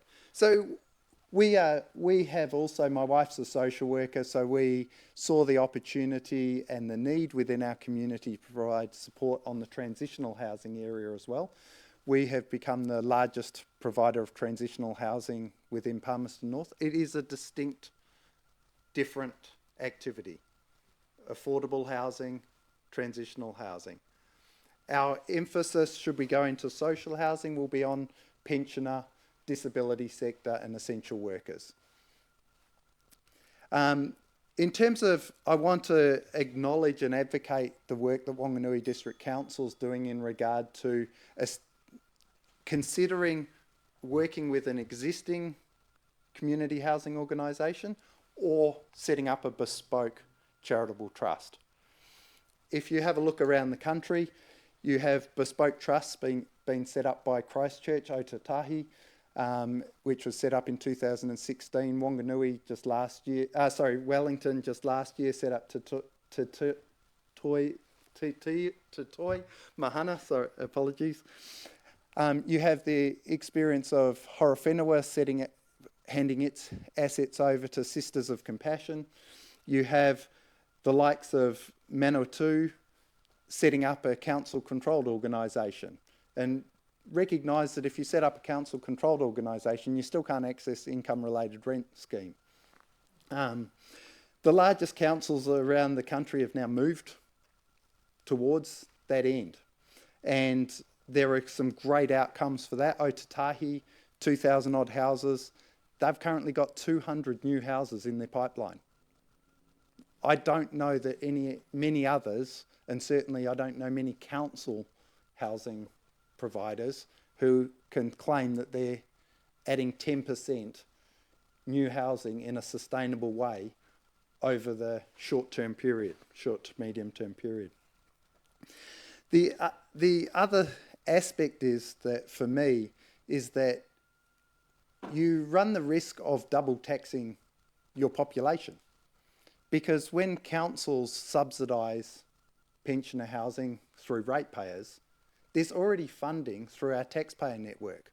And so increasingly the cities, the communities, the districts that have their housing in bespoke charitable trusts are getting income-related rent scheme, are getting rent top-ups, operational funding, what Christchurch calls ratepayer neutral housing outcomes. And they're getting that through the tax dollar. We're all contributing that from every province in which we live. And so you're effectively subsidising Christchurch and Wellington and then paying for it here. Or, in my case, Palmerston North. And so we get to pay double. Well, the mechanism's in place.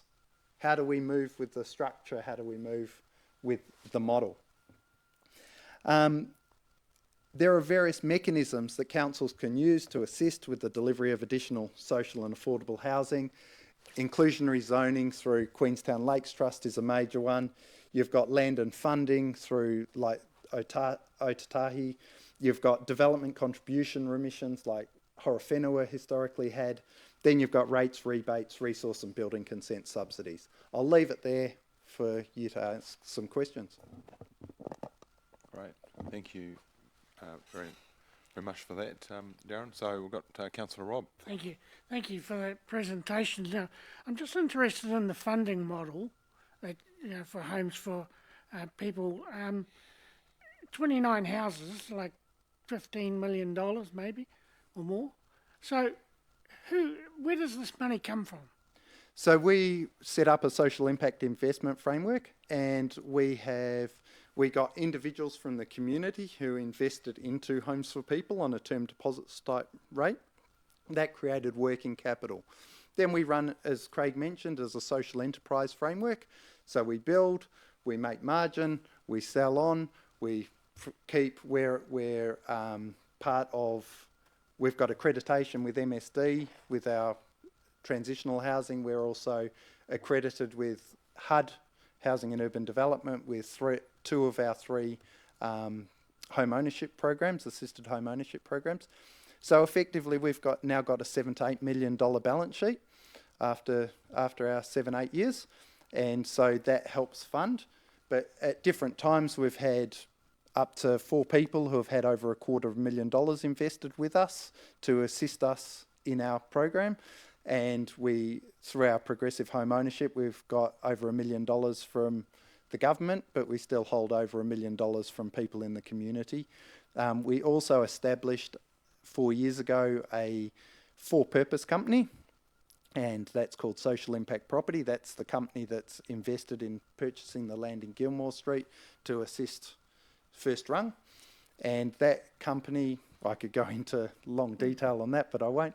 That company has about $4.5 million worth of assets that works with the community. So it's working with people in the community to expand and assist in what we can deliver.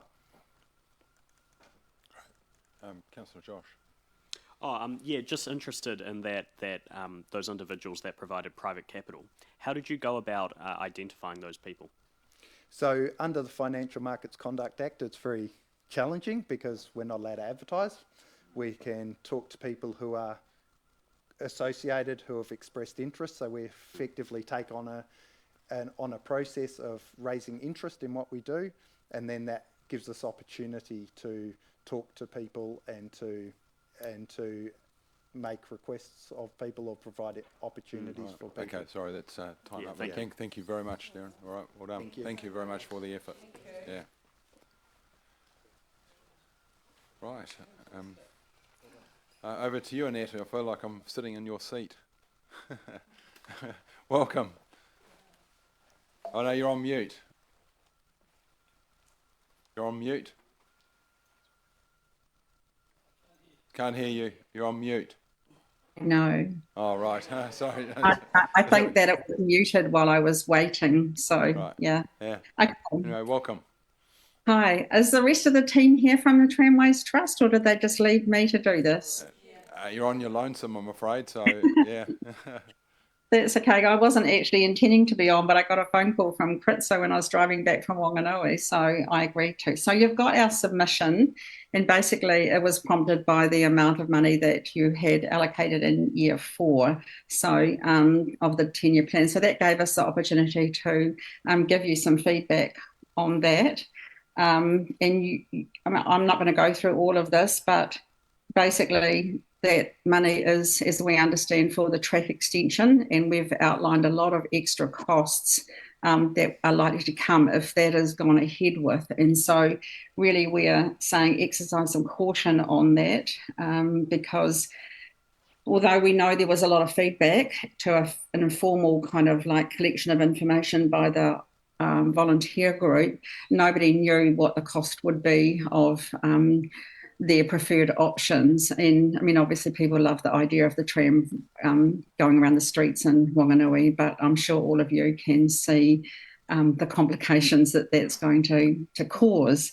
So it has been suggested that combining our heritage transport options might be a good idea for the future. And again, we ask you to do the research on that if that is being thought about, how that would happen and whether it's actually what visitors to Wanganui are looking for, and if there might be something better that you can do with that 3.24 million that would enhance the visitor experience. And I think back to the days when the council was doing the research on, you know, what visitors were looking for, and every time the Wanganui River came out on top of what they knew us best for and why they were visiting. So some thought needs to be gone into on how we can take that into consideration. But in the meantime, because that's a few years ago, that funding, we are suggesting that that you consider a joint management of the existing heritage functions. That's very important because we've all got boards, we've all got people, we've all got volunteers. Some have got staff, some haven't. And there's an opportunity to work together, especially for the Waimarie and the Tramways Trust, that would create some savings, I think, and also some better planning. So we've been seeing that the Riverboat Tramways partnership in terms of selling joint tickets has been really successful, but it relies on certainty for the people that buy these tickets that the trips are going to be able to go. So having the operations combined would make sure that that's happening. We've also provided you with a lot of background information around why running a tram in Wanganui, even the way it's running now, is a difficult thing to do.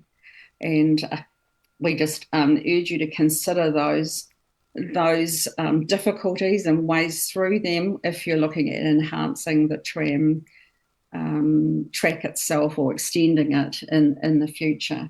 So I'm happy just to answer questions knowing that you've all read it and you've probably got some questions about it. Right. First one is from Councillor Rob. Okay. Hi, Rob. How Hi, are you? Annette. Annette, it's quite surprising to see that we've got 3.4 million in the long-term plan when the trust isn't supporting it. How did this occur?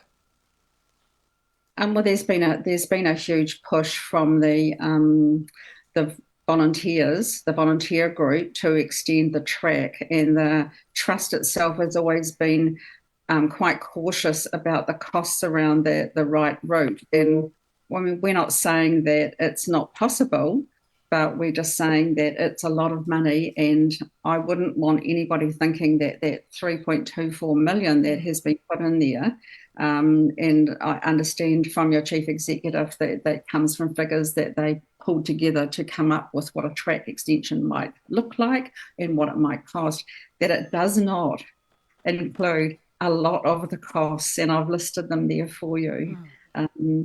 It's huge. It would be huge. And we're trying to run a tram on streets that are part of our traffic system. So unless we get the cars out of the streets and do a whole lot of stuff alongside of that, it's not like Christchurch or other places where they're putting it into a special precinct. Okay. Thank you, Annette. That's all right. So, Annette, my question is, the cost you're referring to are the electrics and road safety compliance issues and the cost of restoration and licensing of a second tram. Are those the additional costs? Those are, and then you've also got an enhanced operation, so you've got more people needed to run it. You've got to have reception staff, you've got to have people that are actually driving the thing, whether there's people who are explaining the history of, to make it a proper visitor experience. I don't know what those costs look like, and that work hasn't been done, which is why all we're doing is saying exercising caution before committing to just putting a track in, because longer term, the costs are very high. And is that what people want? We don't even know that about our visitors. We don't know why they're coming. We don't know what drives them. We don't really know what they're doing while they're here, and we don't know how they're interacting. You may know, but I certainly haven't been able to find any documentation that tells me that. Yeah, great. No, I think that's all very clear. So thank you. You've communicated that really well, and the letter is very clear in itself as well. So yeah, The letter was designed to help with the feasibility study as well, with that background information, because that comes from one of our board members who's been involved from the start and knows the whole costs and what the situation is when you even want to find a part for the existing tram we've got. Okay. So I'm glad it's helpful. Great. I see no further questions, so thank you very much for zooming in. That's all right. I can go out and catch a fish now. It's a beautiful day. Watch the dolphins, no doubt, as well, yeah. All right, Yeah, okay. yeah. Thanks All for right, that. thank you very much. Bye. Good day. All right, so that's, we've got a little break, and we're back at 4:59. 5 o'clock.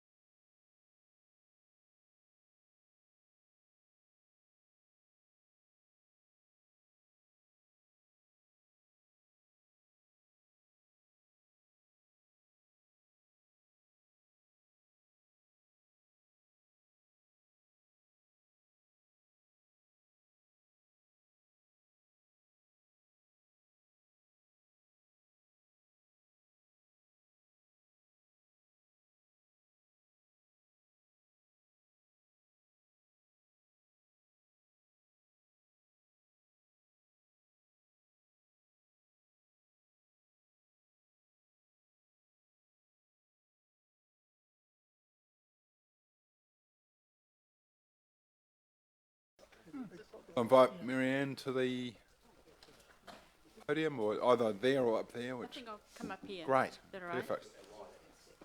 Thank you. Start now? Yeah, no, you're all on. So I'm we're all good. on. Thank All you. right. So I'm Marianne Ewing, and I'm representing the Whanganui Regional Heritage Trust. And as a trust, we'd like to thank the council for this opportunity to present our views on heritage topics to do with the long-term plan. In fact, I always say to out-of-towners that we're very fortunate here in Whanganui with our council in terms of heritage issues, because many cities and towns in New Zealand are not so fortunate. There are 6 items that affect heritage in the long-term plan, possibly more, but I'm going to speak to 6 of them. Firstly, the Repertory Theatre. Whanganui has a real reputation as a place to visit and to stay because of its visual heritage buildings and streets. They're the real deal. They're not reconstructed as a fake kind of pioneer building. We need to safeguard, protect, or find different ways to use our heritage buildings, do anything in fact, rather than demolish them. So we believe that option 2 is the best option here.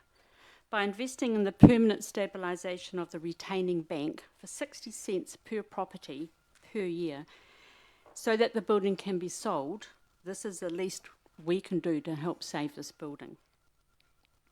For number 2, the Main Street hanging flower baskets, the Trust believes that the council should follow option 2. The flowering hanging baskets are a tourist attraction. Visitors are charmed by them, and local people feel proud of them and proprietary about them. There is a feel-good component as well. The flowering baskets are a visual reminder to the Whanganui public that they have a council who appreciates the small but beautiful things in life. The winter gardens, we do support option 1. The level of community grant funding, it's heartening to see that the council is interested in putting more money towards that. So we too are in favour of option 1. But we believe that the criteria for community grant funding should be widened to include other organisations rather than just those not just focused, but those focused on community health, safety and well-being. This emphasis on social needs means that many other worthy organisations do not fit the criteria, yet they do contribute to more than just the cultural health of the community. So we're thinking here of the Musicians Club, the Repertory Theatre, the Whanganui Literary Festival and the Courts Museum, just to mention a few. The hotel and the car park. Whanganui is a significant heritage centre. Its heritage buildings have helped us qualify as a UNESCO City of Design. The authenticity of the CBD has led to an active interest in us from the film industry. So from a heritage perspective, building a new 60-room hotel in the centre of the city causes us concern at this stage about the site or the sites, the size, the height of this proposed idea, and its impact on heritage values and character of surrounding buildings and streets. So we believe that greater consideration and consultation is needed. The Royal Whanganui Opera House, I know you've already heard from Bruce Dixon, my fellow trustee, on his submission on this matter. The Trust view is that the integrity of the heritage building is important. We understand that the current situation cannot remain. We can see the need for an improved flying system to service performances suitable for the venue. However, further consultation and investigation into options 2 to 4 is highly recommended. Lastly, I'd like to emphasise the Heritage Trust is available as an advice group to assist with advice as Council works through the various options that affect heritage. It may pay Council to update its economic study on the value of heritage. This would aid future applications to the Lotteries Commission and so on, in support of community projects such as the Opera House enhancement. I'd just like to end with 2 quotes. Right, you've still got 5.5 minutes, including questions. Yeah. One is from the 2020 Resource Management Review Panel. It advised that, quote, historic heritage is valued by the public. It makes an important contribution to quality urban environments, our sense of place and nationhood and well-being. Historic heritage values, once destroyed, cannot be replaced. They are a non-renewable resource, unquote. And lastly, the second quote is from Abraham Lincoln, who said, quote, "Public sentiment is everything." So the Trust thanks you for the opportunity to share our sentiment on these items that affect heritage in Wanganui. Thank you. Great, right. So we'll go to questions.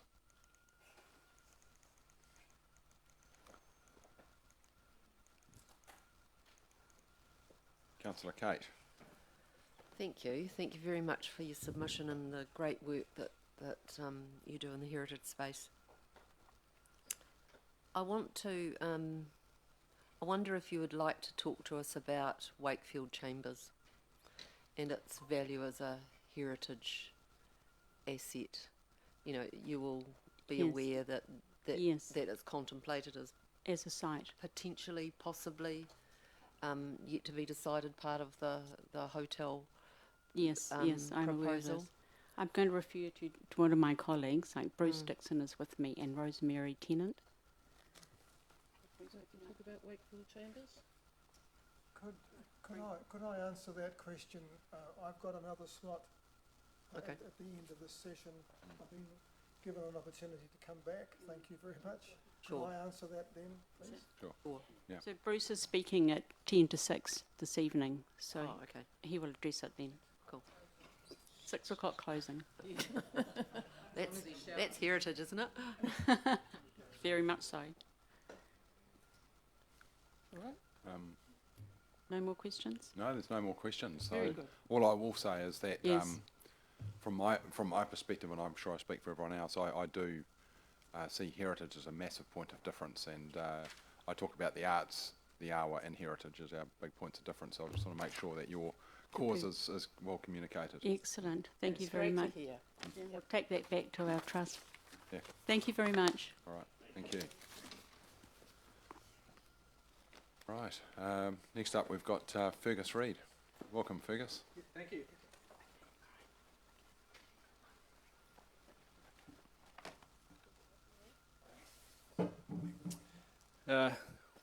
Good afternoon, everybody. Thank you for allowing me to speak today. I have a point to speak on the Opera House in Wanganui here. I feel I have a unique perspective on these venues, having worked for Wanganui Venues and Events as technical lead for nearly 5 years until late 2022. I've also had some involvement in rep theatre over the years. Previous to this, I'd studied audiovisual technology at the Royal Melbourne Institute and went on to work in the events industry in Australia for most of my 20s. During this time, I worked on a wide range of events, from concerts, theatre and comedy shows through to conferences, trade shows and major sporting events. Mostly in a technical capacity, i.e. sound, lighting, rigging, etc. Often managing a team to get those events across the line. I organised my first few events just down the road at Mr. Von Guyton, formerly the Red Eye Cafe, when I was 14, and I've continued to do this kind of work ever since. The latest of which was managing the Wanganui Vintage Weekend this year. So events have been in my blood for a while, and there are still it's still one of the main things I work on with my business, Wanganui Tech Services. Anyhow, that's enough about my experience in the field. I'd firstly like to speak to a point on the Opera House. I support option 3, rebuilding the stage house, as it addresses long-standing issues outlined in the presentation from Shan Shelton and mentioned by fellow speakers already. Although it does pain me a little bit to think that the heritage element of that structure will be lost. I think there is definitely some value in that. Regardless of the option selected, I have some concerns regarding the venue that I'd like to raise today. So I'll start with the backstage crew, Friends of the Opera House. Up until the end of 2022, the Friends included a sizable volunteer backstage crew who worked alongside hirers to assist with upcoming productions. This group contributed thousands of hours, as Mark mentioned earlier, every year to show support and general maintenance to the Opera House. They had access to the building, had weekly working bees on Tuesday evenings where planning and preparations were made for incoming shows, along with doing basic maintenance during off weeks. These working bees were well attended by a regular group of between 10 and 20 people. This is the group who produced the sturdy table for the Carmen production that Donald mentioned yesterday. They are also the folks who brought Royal Whanganui Opera House back from the brink in the 80s, securing grant funding, paying for the installation of sprinklers, building the annex, improvement of dressing rooms, the addition of toilets, bar and sweet stall to the front of house area, along with work to improve the general presentation of the venue and return it to its former glory. It pains me to see how this group has been treated over the last few years. The keys have been removed, working bees no longer take place in the same way. The work, experience and benefit that they provided no longer is there. This close-knit community of passionate volunteers has been diminished to the point of being unrecognisable compared with how they have historically operated. I see that as a great loss to the users of the Opera House, particularly local users such as schools and community organisations who benefited hugely from the work of the backstage crew. I feel that significant work is required to rebuild the relationship between venue management and the backstage crew if productions are to return to the high standard that they were at in years gone by. Moving on to the point of venue hire and the user experience.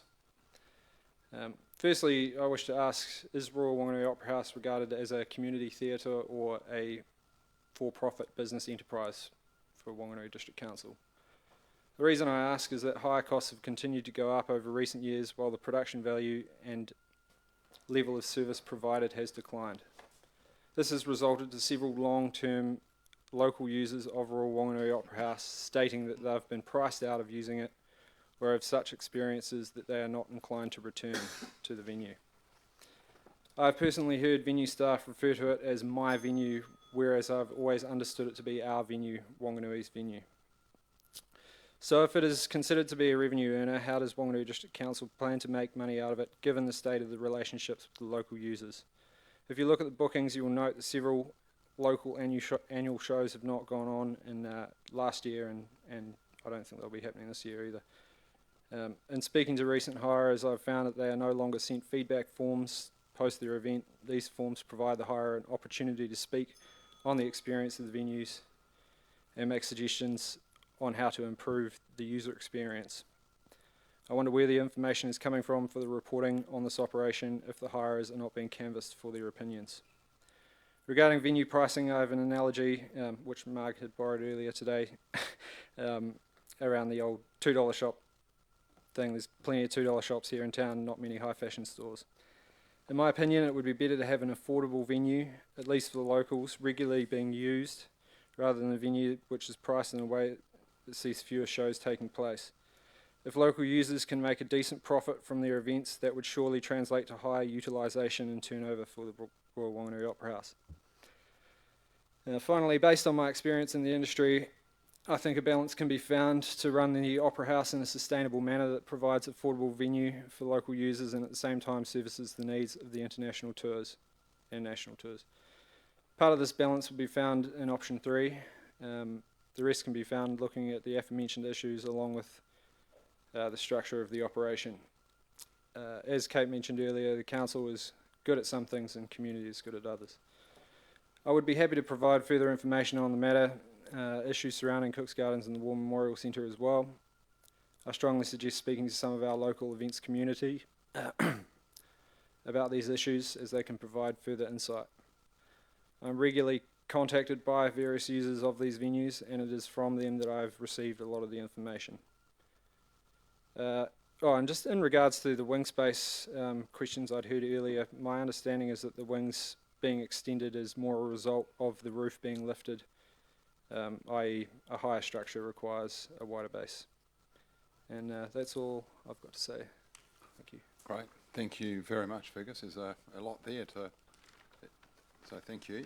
So we've got about 3 minutes for questions. So I'll go to Councillor Rob. Thank you, Fergus. I'm just concerned what you've said about the process of buying, supply and installation of technical equipment. Are you saying that there wasn't a competitive tender process here? Well, I suppose that was a bit of a shameless pitch for my own business. I'm connected to the same distribution networks as those that you're buying the equipment from. I know what was paid for it. I know that I could provide a better price, and I wasn't approached, so that's where that comes from. Okay, thank you. Looks like we've got no further questions, but so thank you very Thank much, you. Fergus, once again. Just going to take a moment. I just need to have a quick chat to.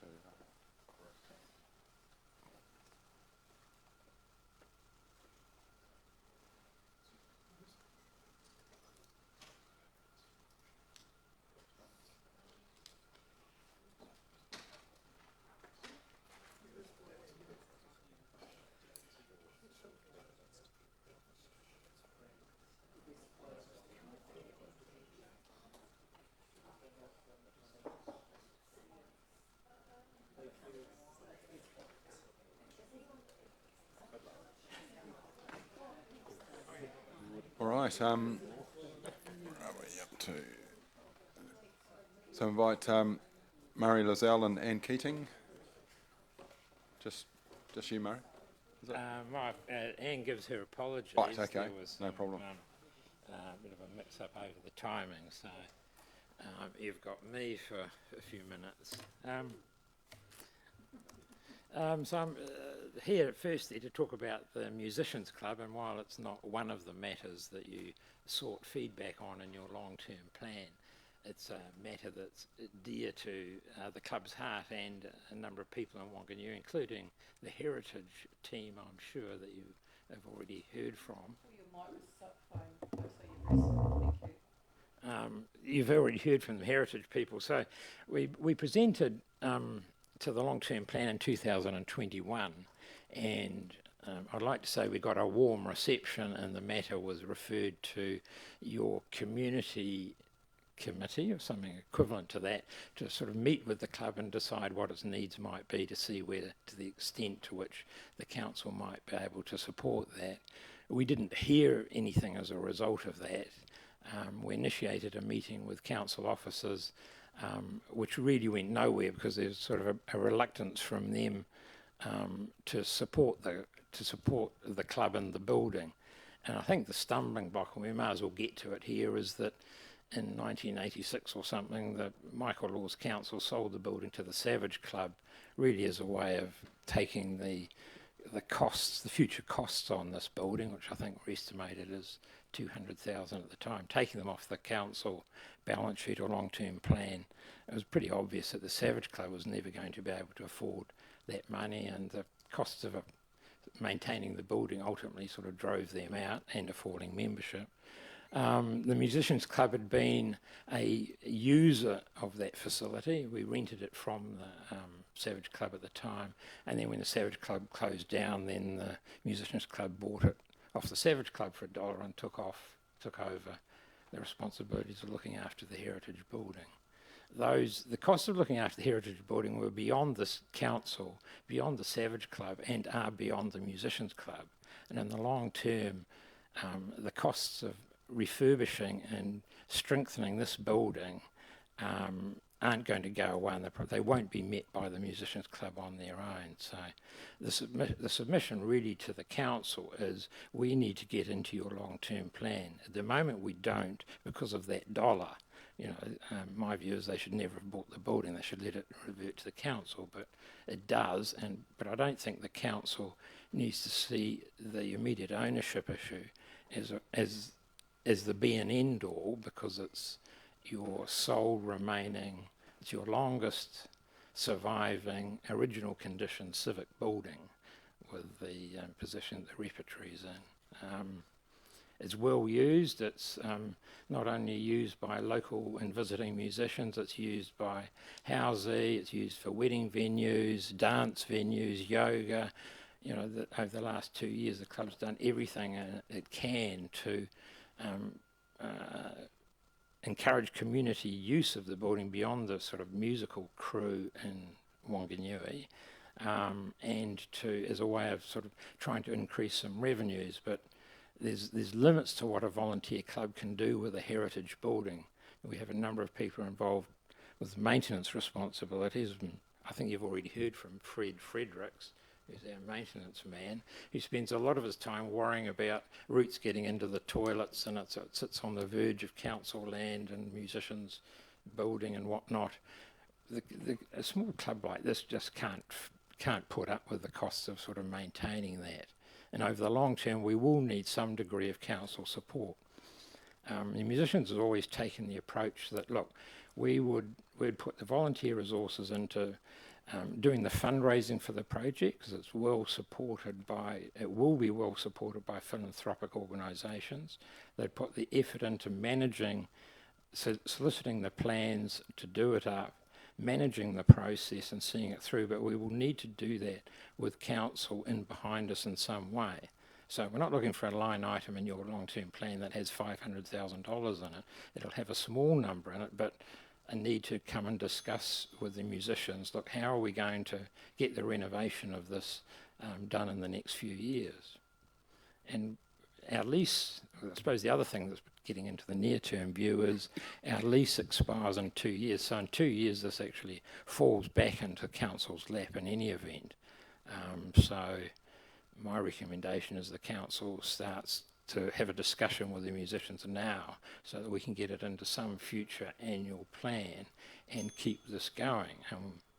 We are at a bit of a decision point about this, because while we'd fundraise for a conservation report, we've now got that, and we've now fundraised $30,000 to actually prepare plans for the renovation of the building, put some new toilets in, disabled access and whatnot, try and bring part of the building up to a 21st century standard. But we're going to have a decision point as to whether it's worth undertaking that, to go down that process and get building resource consents and building consents. If the actual work is several years away, we will face a decision as to what are we going to do with this, or are we going to uplift this money? So here we are, same request as last time. We want to get into your long-term plan. Thank you. Great, I'll pass over to Councillor Charlie. Thank you. What sort of money are you looking at again to get up to the level you expect to be? Well, we haven't been able to get because we haven't been able to prepare plans and get them costed. We don't know. I think at the time they sold the building, the expectation was that it was going to be something in the order of 200,000. It needs some earthquake strengthening, some in-ground work. We might have to talk to one of the issues to talk to the council is subsidence on the land. The sand, it's basically a sandhill. It was prisoners flattened it back in the late 1800s, and they built the halls on top of it. There's a bit of engineering issue at the back of it. I would have thought somewhere to 200 to 300,000 to do the whole thing, but that's not what council would be up for. I'd be hopeful that we'd fundraise over 200,000 of that. Okay. Probably the council involvement at the end of the day. We would try and fundraise for the whole lot, but I'm sceptical about the willingness of a contractor to enter into a $200,000 construction contract with a musicians club with a membership of 120 members who don't actually have much substance to them. So you might, probably one of the things we might come back to the council about is how can you help with that?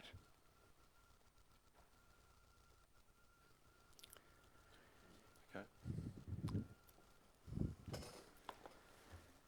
Rob, any other? Yeah, thanks, Murray. You mentioned that the lease expires in 2 years' time and it'll revert back to the council. How does that happen? Because council doesn't own the building.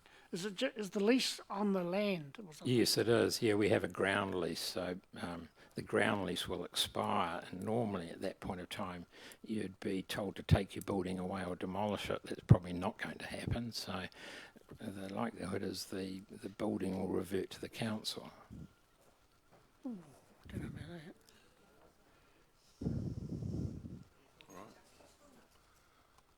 Okay, great. Well, that's no more questions there, but you're back on again. I'm back on again. Yeah. Okay. Number two.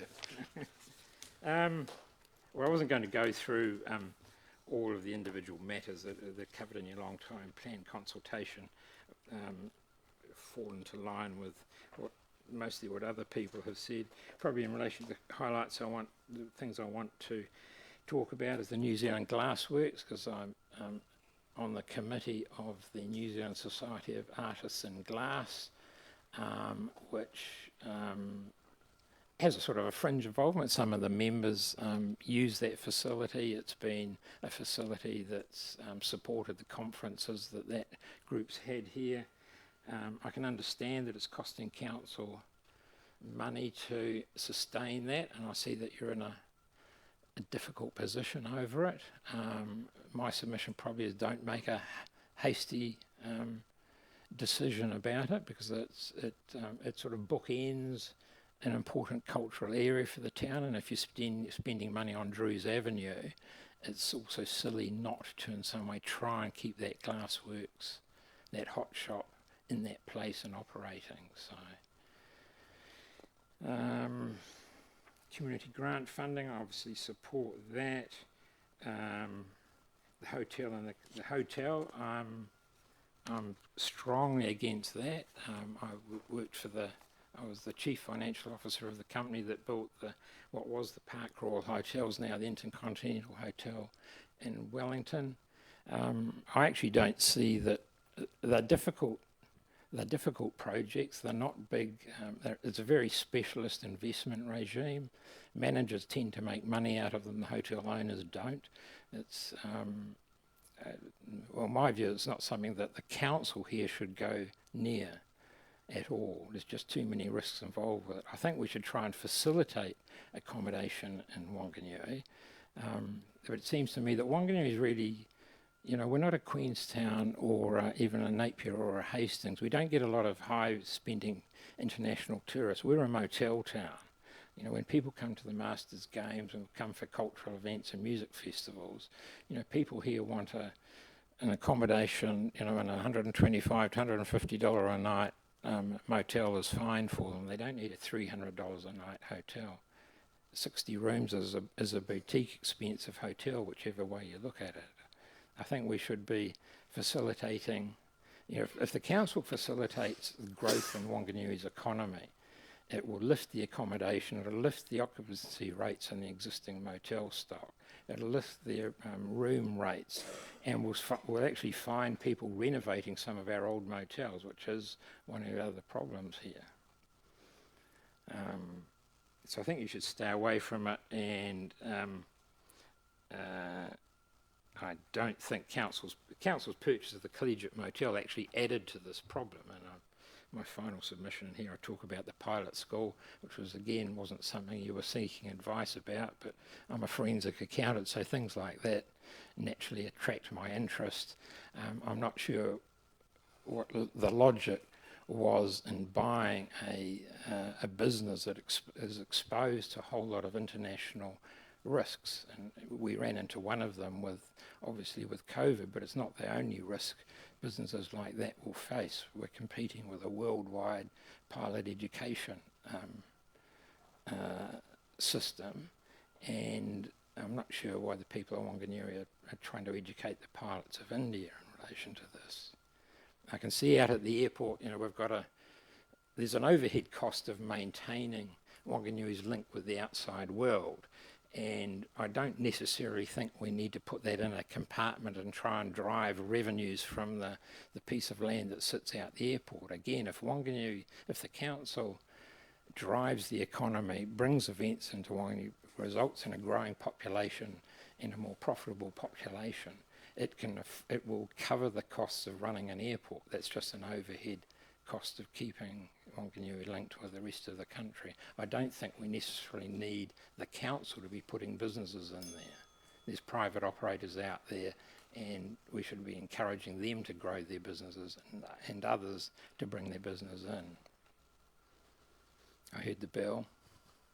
You've still got 5 minutes, but we don't need it. I've already got a question for you if you're ready for questions. No, that's fine. Yeah.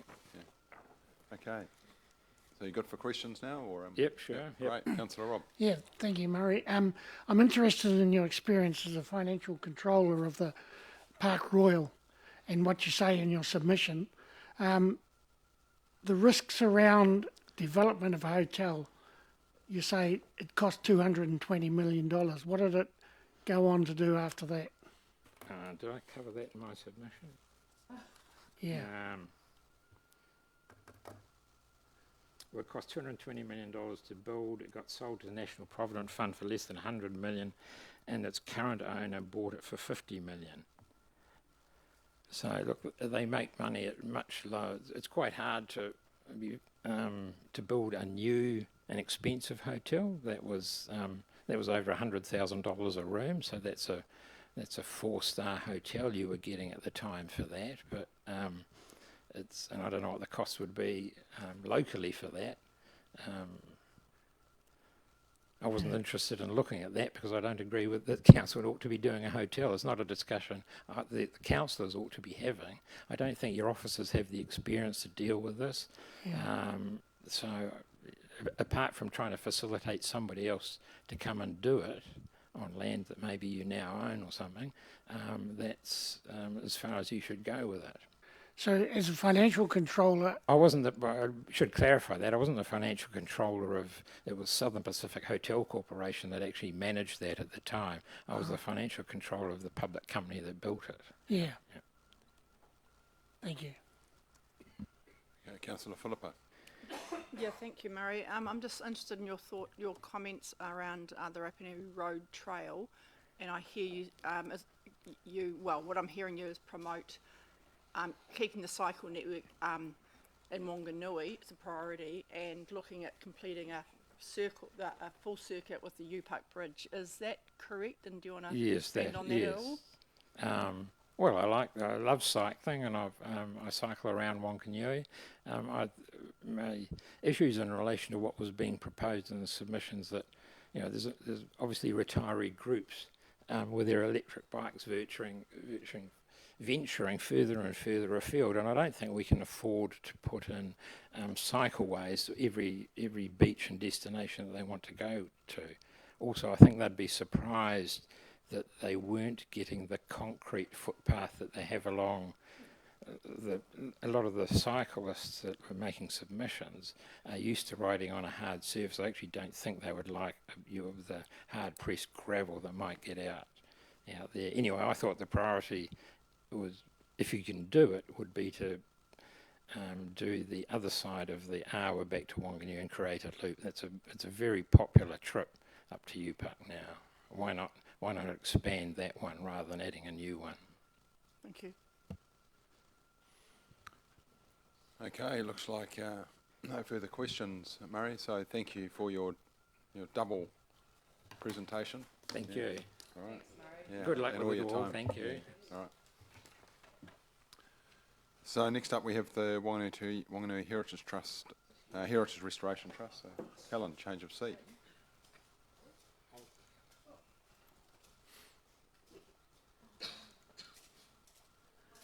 And have you got some friends, or is it just... I've got 3 friends. Surprising. Could I have my my 3 trustees?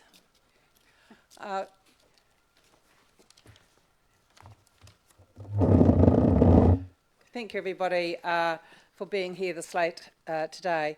My name's Helen Craig, as you know. We have a trust called the Wanganui Heritage Restoration Trust. It is different from the Wanganui Regional Heritage Trust. It's very confusing, but we're into restoration of buildings.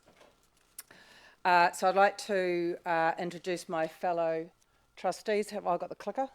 Got the clicker? See if I can do that.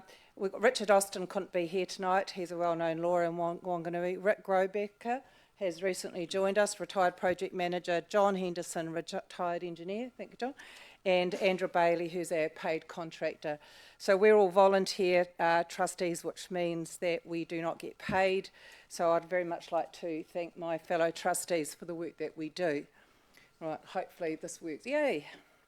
So the trust was formed as an outcome of the regeneration strategy for Wanganui Town Centre. That was a strategy of council and is still current. The purpose was to restore heritage buildings in the CBD and provide inner city accommodation. The Trust purchased the native land court building, and we're currently working on the plan for up to 11 ensuite quality double rooms for short or long-term accommodation, and that suits that building extremely well. The Trust, because it is a charitable trust, and also the building is Category 1 heritage status with Heritage New Zealand, we can obtain funding from lotteries to 66% of the build. It's huge. This is an incredible opportunity to fully restore a derelict heritage building and provide much needed accommodation, generating sustainable income. On project completion, the Trust would favour leasing the building to an operator. The profits would repay the council debt, and thereafter profits provide grants to supplement WDC Heritage Grant Fund or reinvest in another project. Finances. The building cost $175,000 to purchase. The current valuation is $600,000. We have a loan drawdown from Wanganui District Council to date of $275,000, and that included the purchase price. Community benefits. So we have the 66% grant funding on the entire project. What a gift.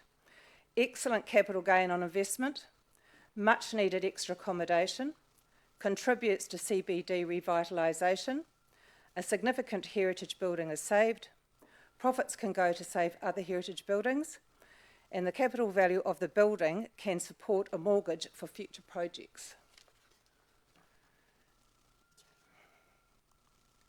So while we're here today, the Trust is seeking Council's ongoing support loan funding for the project in this LTP, and what's Council preference for speed of project delivery, staged or completed without delay.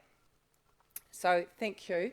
There is a submission written with a lot more detail in your papers, and that should give you a lot more background information about where we're at, but we just wanted this opportunity to really get this in front of you in terms of where we're at and what we're looking for in terms of continuing support. So we are here to answer any questions that you might have.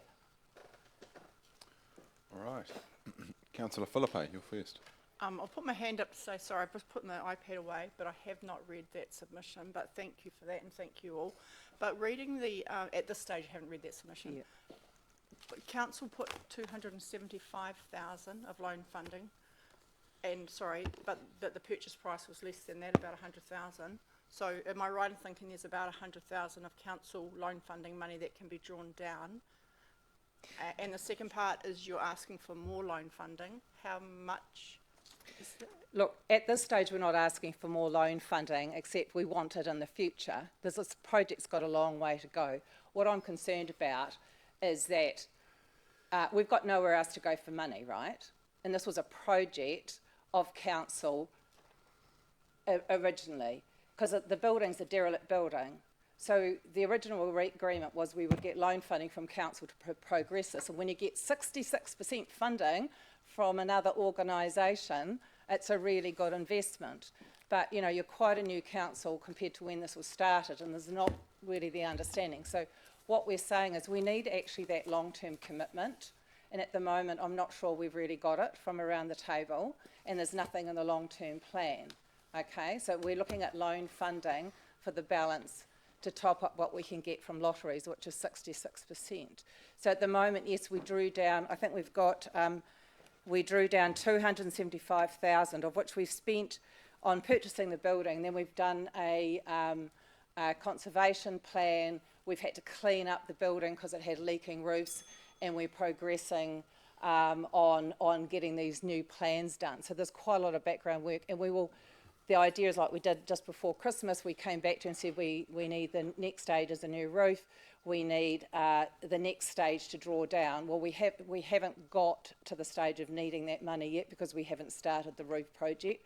What I'm looking for is just at this stage that overall, what do you call it, you know, pre-agreement that we've still got a partnership really. Because if we have to come back every 5 minutes, well not every 5 minutes, every year and beg for more money, I'm not quite sure how we're going to get on. Just quick, a follow-up question though, why can't you go for further loan funding from other trusts, from external trusts? We can go for more grant funding, but at the end of the day, that's not a, you know, that's not that easy to get. And it will take a lot longer to perhaps get the building done, and it's a struggle. There's a charitable trust in Christchurch, which has got an incredible reputation. In the end, they had to go to their council to get a loan to finish that building, and now it's fully operating. So, you know, you can't necessarily get 100% of the value without a loan. And banks, they can't loan on this building at the moment because it's a derelict building. What are you going to loan on?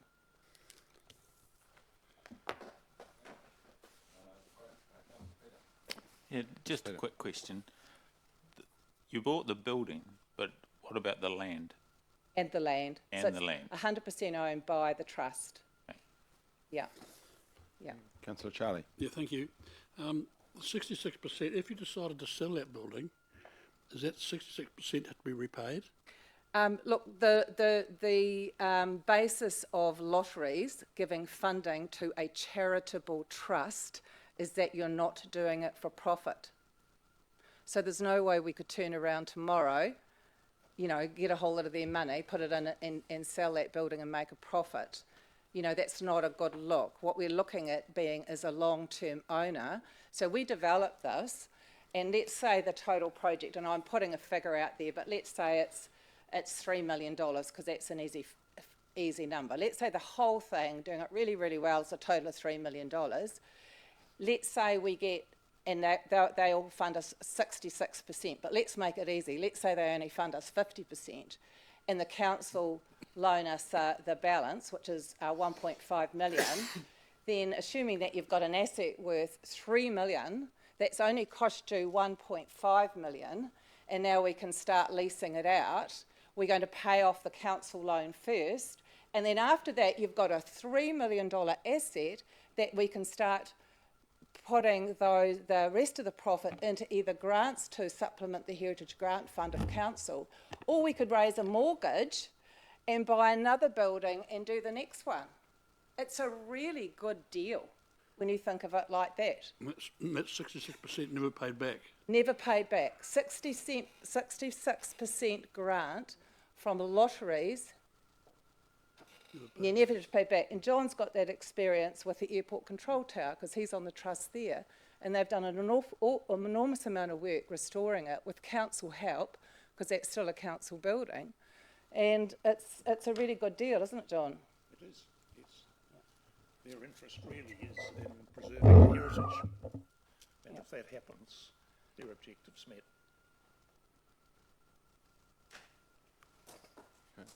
Councillor Robb. Yeah, thank you. Firstly, just as some clarification here, this submission says that this property is 11 Ridgeway Street. Rutland. Isn't it Rutland? Oh, Rutland Street. It's an error. If I got it wrong, I get confused. I have to think every time. So, yeah. Okay. So 66% of what? Of the build cost. Of the build cost? Yep. And build cost is? Oh, look, we haven't finalised that because we haven't finalised our plan. So that's why I'm just saying, I'll throw it out there. It's not going to be 3 million. It could be 2.5 million.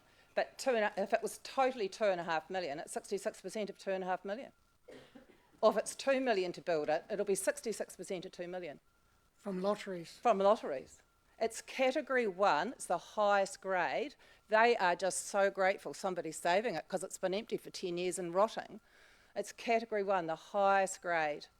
And so they're fully behind this. And we did apply for a new roof because it was leaking badly.